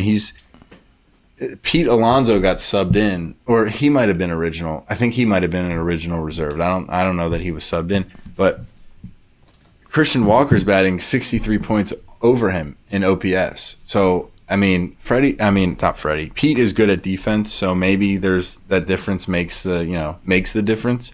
But Christian Walker, borderline snub. This last one is my favorite, Brenton Doyle. He's a center fielder from the Colorado Rockies. Doyle rules. Yeah, Doyle rules. He just won Player of the Week or month. So to be fair, it has been like recent. He's been recently hot. Yeah. But he's had 13 home runs as a center fielder. He has over 800 OPS again. But I like that stat, so whatever. But he has 22 stolen OPS bases king. already, which is great. It brings a different dynamic to the game a little bit, I think. And he's a Gold Glove candidate. Not only candidate, he won it last year and he'll probably win it again. So it's just like a different dynamic of like, okay, let's try to not focus totally on hitting. This guy's having a great year, stealing bases. He's hitting for slugging percentage too, and he's a Gold Glover. So Brenton Doyle from the Rockies is my last All-Star snub. Jessica, I don't believe that you necessarily did research on this, but are there any All-Star snubs that you thought of or anything you'd like to mention about the MLB current season before we sign off on that? I mean, I have it up. So I have up, like, just analysts who did their own snubs. I didn't listen to the beginning. Did you touch on the Mets at all? Okay, so yeah, no, So I did. Brandon Hold on. I want to say, because Bickle is listening, and he's the one who brought up this topic, and I said I don't think I'm going to touch on the ones that you mentioned. I believe what he wanted was Nimmo and Lindor. Yeah. I mean, that's like But literally they both batted 250. the first so ones I didn't do it. feel like you should have named. I just don't agree. I have a video because I actually did see Lindor. It was like one of the bigger snubs. I know that's what Bickle Yeah. wanted, and so I tried to formulate a story around it. Yeah. But I put these 4 guys in front of them, and I'm not going to list off 6 snubs. Yeah. And like when you look at, okay, so if Lindor's in, then Trey Turner and Mookie Betts are out. Yeah, you can't do that. So anyway, sorry, Jessica, go ahead. That's fine. I'm not going to argue with you because it's a Mets player, although That's Nice. what I'm Love saying. that. Yeah. I have a video that I'm going to play what after I'll this. do instead is, how would I tell you what they said? So they being like literally like Fox Sports people who do this for a job. Small indie company. Never heard of him. Not as big as Sideline Banter. not as big as us, but we'll give them the benefit of the doubt. Yeah, So free marketing for Fox Sports. here we go. So I'm shocked that neither Nimmo or Francisco Lindor made it in for the Mets, though at least the National League shortstop was a highly competitive field. There's a strong argument to be made that Nimmo, who ranks second in Nimmo had a better argument than Lindor. So F WAR. What's F WAR? Why is there an F there? The F, it's some sort of like error metric to make it more Like it's more accurate? almost. Okay. Yeah. So he ranks second in that and third in the WRC Plus among all Runs qualified created. National League outfielders. They're saying he thinks he should not only have made the cut but deserves to be the starting outfielder. Nimmo is a better argument than Lindor. He almost made the list. I'm totally down for Nimmo to be An All-Star. He's snubbed maybe. But part of me though when I'm talking about this is like, well, you have to pull someone off to put someone on. Mm-hmm. And like Nimmo's having a great year. Maybe I'm a little bit too old school and looking at that. I think he's like batting 252. It's kind of shooting from the hip, but I think it's around there. I think you're right. Actually, I just looked it up. And I don't know. Yeah, we can say Nimmo was snubbed too, but then you have to like look at who did make it, and I think the starting outfield is Profar, Tatis, and Yelich, and it's like they're all doing better than Nimmo, and then Doyle didn't make it, and like Teoscar Hernandez isn't technically an outfielder, so Well, it's just tough. But yeah, if you don't agree, you can comment. No, and we'll argue back on the comments. No, I'm excited to see what Bickle has to say. I think Nimmo certainly could be added to the list. Lindor, probably not. Maybe as a sub. Mookie's out. I forget who got Mookie's added gonna for be him. out either way. I don't know who. Someone else got added for him, but Lindor is such a player that it's like, are we really gonna make him an all-star on a down year? Nimmo, like, I don't know. I guess that's not the right way to look at it either. Yeah. Long story short, I'm fine with Nimmo being added. Lindor, I looked into it. I didn't. I don't think so. Okay. Can I play some audio, or do you have anything else that you want to add to this conversation? I am good on the MLB. Okay. I just wanted to add this audio into the podcast. Against the wall! All night! Fuck the Bryos! And whoever the fuck is next! And always the next! I didn't catch all of that, but I think I got the gist. Yeah, that was my guy Garrett Stubbs, absolute locker legend. Locker legend. He was basically saying we don't like the Mets in a less polite way than I just said it. Fine by me. I will know this. I wasn't going to. But since you said that, something that was interesting I almost brought up was on the same feed of what I was looking at, they did like this MLB first half review and 20 things that they learned. So they took analysts and did like, what did we learn from the first half of the year? Super interesting. Number one, we're never here, so I'm very like, this is why I'm bringing it up. The Phillies, this is in bold. The Phillies, not the Braves, look like the NL East most complete team. Blah, blah, blah, blah, blah. Phillies' wide gap in the division is giving Atlanta a taste of its own medicine. I love to hear that. However, we've had plenty of success being in Atlanta's position and Atlanta being us, and Atlanta chokes all the time. I mean, we just hit 60 games. Let's of just winning. knock on We've wood. never, I don't Everybody know. Like, knock on wood. If you're listening, knock on wood. I don't need to knock on wood. We have the most complete team we've had in a long time. You knock on wood if you want. Yeah, but Atlanta has felt the same way. So Atlanta is good. But they have. I'm been happy good. to now be into the conversation. I just don't want to. Atlanta has finished as the best team in the league, and then we smoked their asses in the playoffs. And I Yeah, don't but want you're that. being like all the guys who call into like WIP. Well, don't you in say Philly, that? Don't you put that omen on me, Ricky Bobby? When they're like, well, we don't care if they're winning because we only care what they're doing in the playoffs. It's like, what do you want from them? Do No. you want them to do well or? Listen, I am happy that they're winning, and I want them to win, and I want the season to be comfortable. Well, I'm just go with your friend Bickle. Go over to the Mets. No, What listen, are you doing? listen. I'm just saying that the article said, "Oh, we're giving the Braves a taste of their own medicine." Let's just relax. Let's just play our game. Let's just win our games and move on as we do. Let's not start chirping the Braves here. I'm not because chirping the Braves. Right now, they have the Cy Young. I mean, thankfully, Acuna got. Oh, sorry, I take that back. I don't mean to say thankfully. That's rude. Acuna's a star. Crazy. I mean, as far as Philly success is concerned, Take it back. Acuna got injured very badly, ACL, and I mean they were struggling. They were not doing well before then, but he can turn it around pretty quickly and change the whole dynamic of that team. So let's just Count the blessings. the Braves have been where we are and have ended way behind us. So let's just keep the good vibes rolling. Yeah. Whatever. I mean, I'm allowed to say whatever I want. You are Yes. absolutely allowed This to is say I don't America. like anything that Yeah. you just said, but thank you. I This is appreciate America. it. I know my rights. All right, cool. So Go Phillies. that's a wrap for the MLB, which takes us into our patent pending 2-minute drill.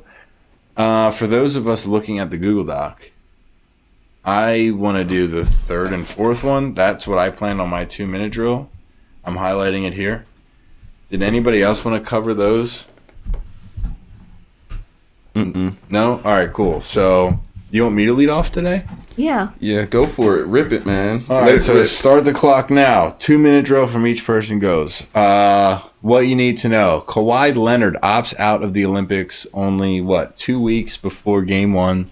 I'm not going to share too much commentary. I understand the decision. I don't necessarily love it because as a passionate, I guess, patriot, but I've also played for Team France. I can't imagine playing for Team USA. I just didn't have the skill. I can't imagine not playing for, to represent your country.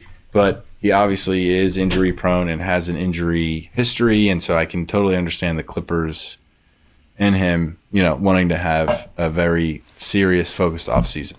So that's 1. 2, Thiago Alcantara retires from soccer. Awesome career. Played for mostly Barcelona and Madrid. Spanish central midfielder. Really played the game the right way. Really fun to watch. Never ended up being a legend just because they have so many, but if anybody played FIFA, he was the absolute number one player you needed when you were starting your ultimate team. Cheap player, but had incredible dribbling and passing. And I want to say like maybe 5-star, but like 4-star, 5-star. Definitely not weak foot, but probably. I think he was 4 or 3-star, 5-star. And just like for people our age, just like everyone had Thiago on their starting team because he was you just had the ball control in the beginning of FIFA. And I mean, obviously in real life for Barcelona and Bayern and Spain, a great player, probably never got the flowers he deserved, but very decorated and a very trustworthy and consistent central midfielder. So there's my 2-minute drill.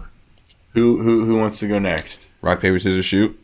Yeah, let's go. Just kidding. I'm gonna go. Fine. Yeah, you can anchor us. No, you can go, Jess. No, I don't even want to go. All right. So what I have, they're mostly tweets, but this was a funny tweet I saw. So with England and Spain being the final, this guy said England versus Spain in the final, the winner keeps Ibiza, because like that's like their tourist town. That's like how we treat Cancun. Like the English people go there all the time. Wow, and actually, it's funny. The Spanish are like fighting back against tourists right now. I don't know if you've seen any of the videos, but they're like spraying water at them. Like Neil's been there. Yeah, Neil went. He said it was fun. Yeah, that's funny. But yeah, that's a funny tweet that I saw. So Vinny Jr. got suspended for the quarterfinals against Uruguay. So it was Uruguay versus Brazil in the quarterfinals. In that game, we had the 17-year-old Endrick come in. Did you see the stat? Yeah, this is what I'm going to say. Okay, yeah. He played a full 90 minutes, and the only pass he completed was the opening kickoff. Did you hear that, Jessica? What? 17-year-old Brazilian phenom played 90 minutes of a game, and he only completed one pass, and it was the kickoff. Like, whistle blows, and he just, like, passes. That, like, sounds like my whole career in sports. He just shoots. What else do I have? I have John Cena's is hanging it up in the WWE. Legendary, yeah. Yeah. Dude, I think it's like multi-platinum off that song, I believe, which is incredible. Is that his song? Yeah. Oh, wow. Yeah, it's okay. him. Dude, wow. his album, like, did bigger than, like, real rap. Yeah, that's what I'm saying. Yeah, he's an absolute legend. My childhood, I owe him a lot because he was, he was awesome during that You stage wouldn't of be as WWE. big as buff and strong. Exactly, if it weren't for yeah, him. dude. He really inspired me to get into the gym, as you can see. Yeah. But this was a funny tweet. They said they got to hang up Cena's jorts in the arena like it's an NBA championship banner. And That's awesome. Yeah, that was hilarious. Taking us through the whole timeline. And now I got one more. One more. One more. Shout out to my boy Kobe Mainu because it's coming home. But essentially, this Instagram post from Man U, Kobe's season started away at Copenhagen for the Manchester United Academy U19s. And This year? Yeah. And he's ending it in the final of the Euro 2024. That's great because he played great for Man U too. For the Yeah, he was seniors. incredible. And wow, yeah, he came through. It's good. That's a great end to your 2-minute drill. Thank you, Avery. All right, Jessica, what you got? I feel like we spoke about a lot, so I think I'm gonna go with Paul Skeens.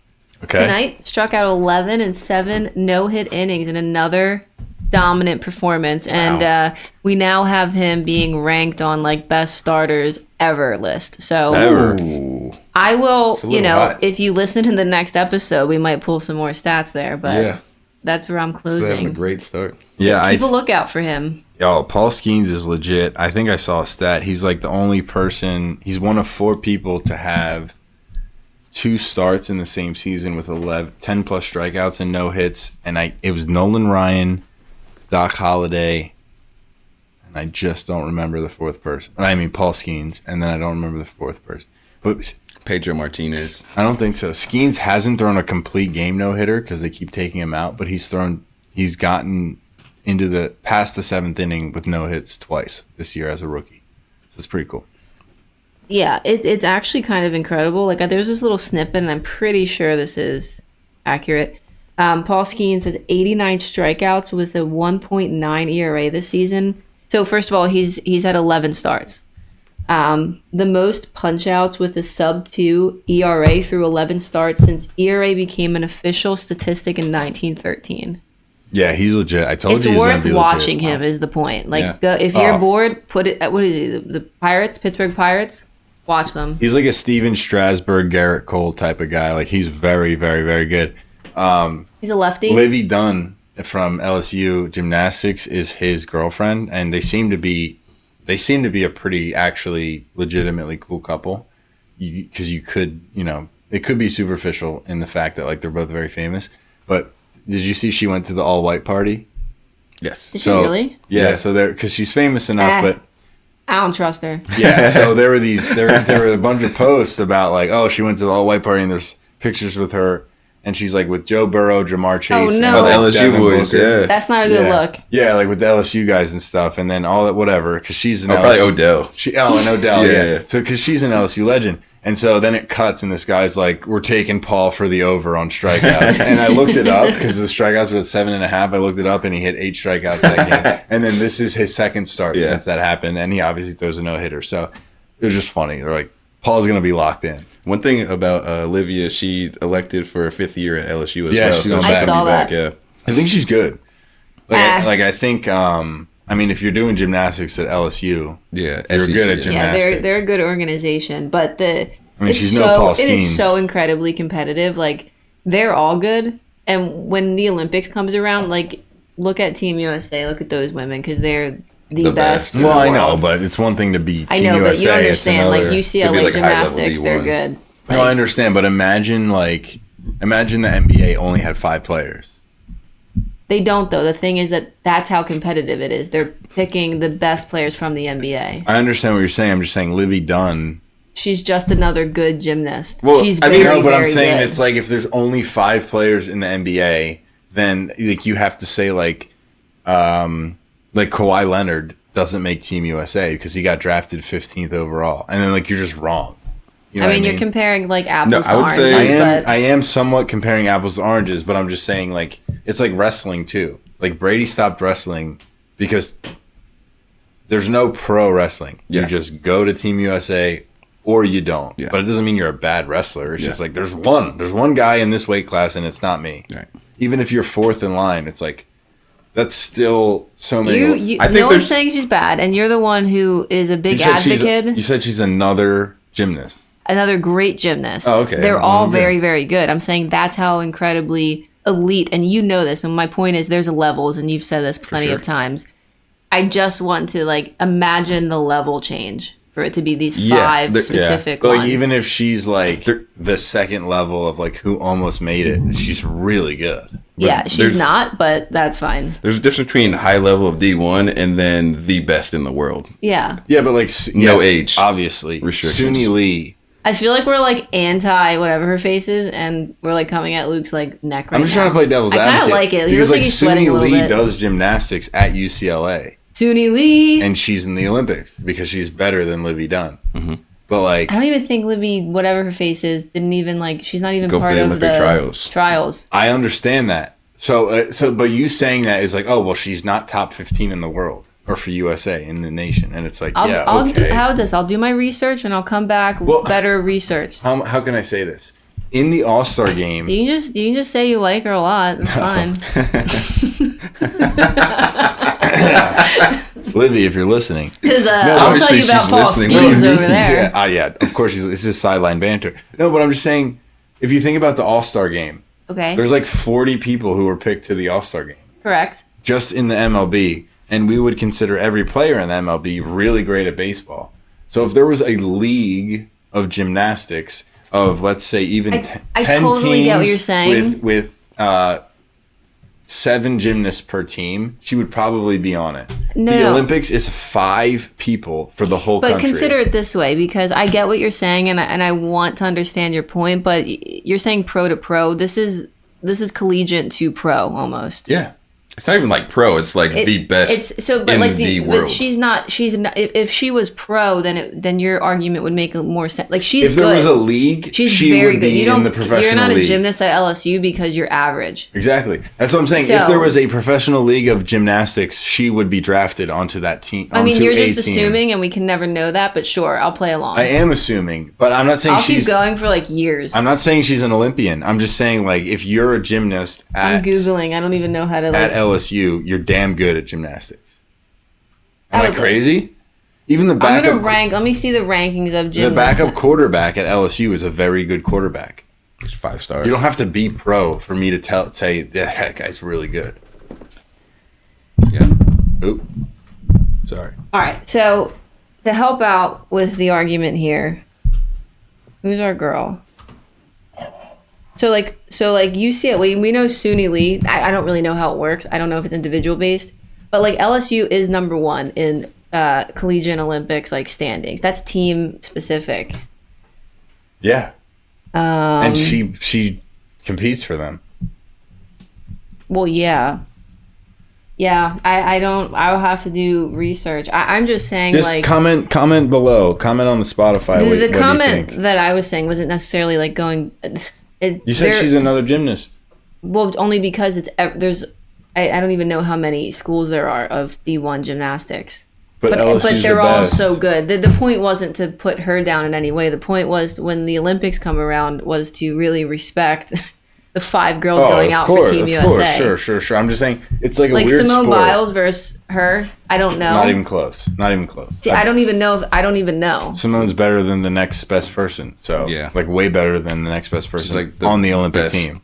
Olympic athlete. She got up for 12 feet. gymnastics. Your That's girl, pretty, like, what's her all face? time. Jade. Jade. And like- Jade, and like- Jade versus And like all Livy? around too. Like she can do everything. Yeah. Very well. Yeah. I think the 5 are all around great, and then they have like the bench people. They have 2 bench guys. I think that might be Girls. for when they're hurt though. But I think the 5 that get picked, they have to be strong. You have to be strong on every single Right. event. Right, because you need points from every single event Yeah. to win them gold Yeah, medals. it's interesting. Them things. I would like to like have the research assignment of being like, how good is Livy Dunn? But I assume she's great. I think maybe the reason why she got so big, I'm assuming, is from her attractiveness. Yes, She's pretty. but she's damn Right? good at her. But like, there's sport. You plenty have of to be, pretty though. That's, like, gymnasts. But already there's a the lot thing. of pretty gymnasts. Is there? I don't know. Like I literally don't know. I mean, I don't know. I'm assuming I mean, I don't know him. they wear things that like would help us know. What? Like there's their little tight things. The leotards, yes. Okay. It's a funny ass word.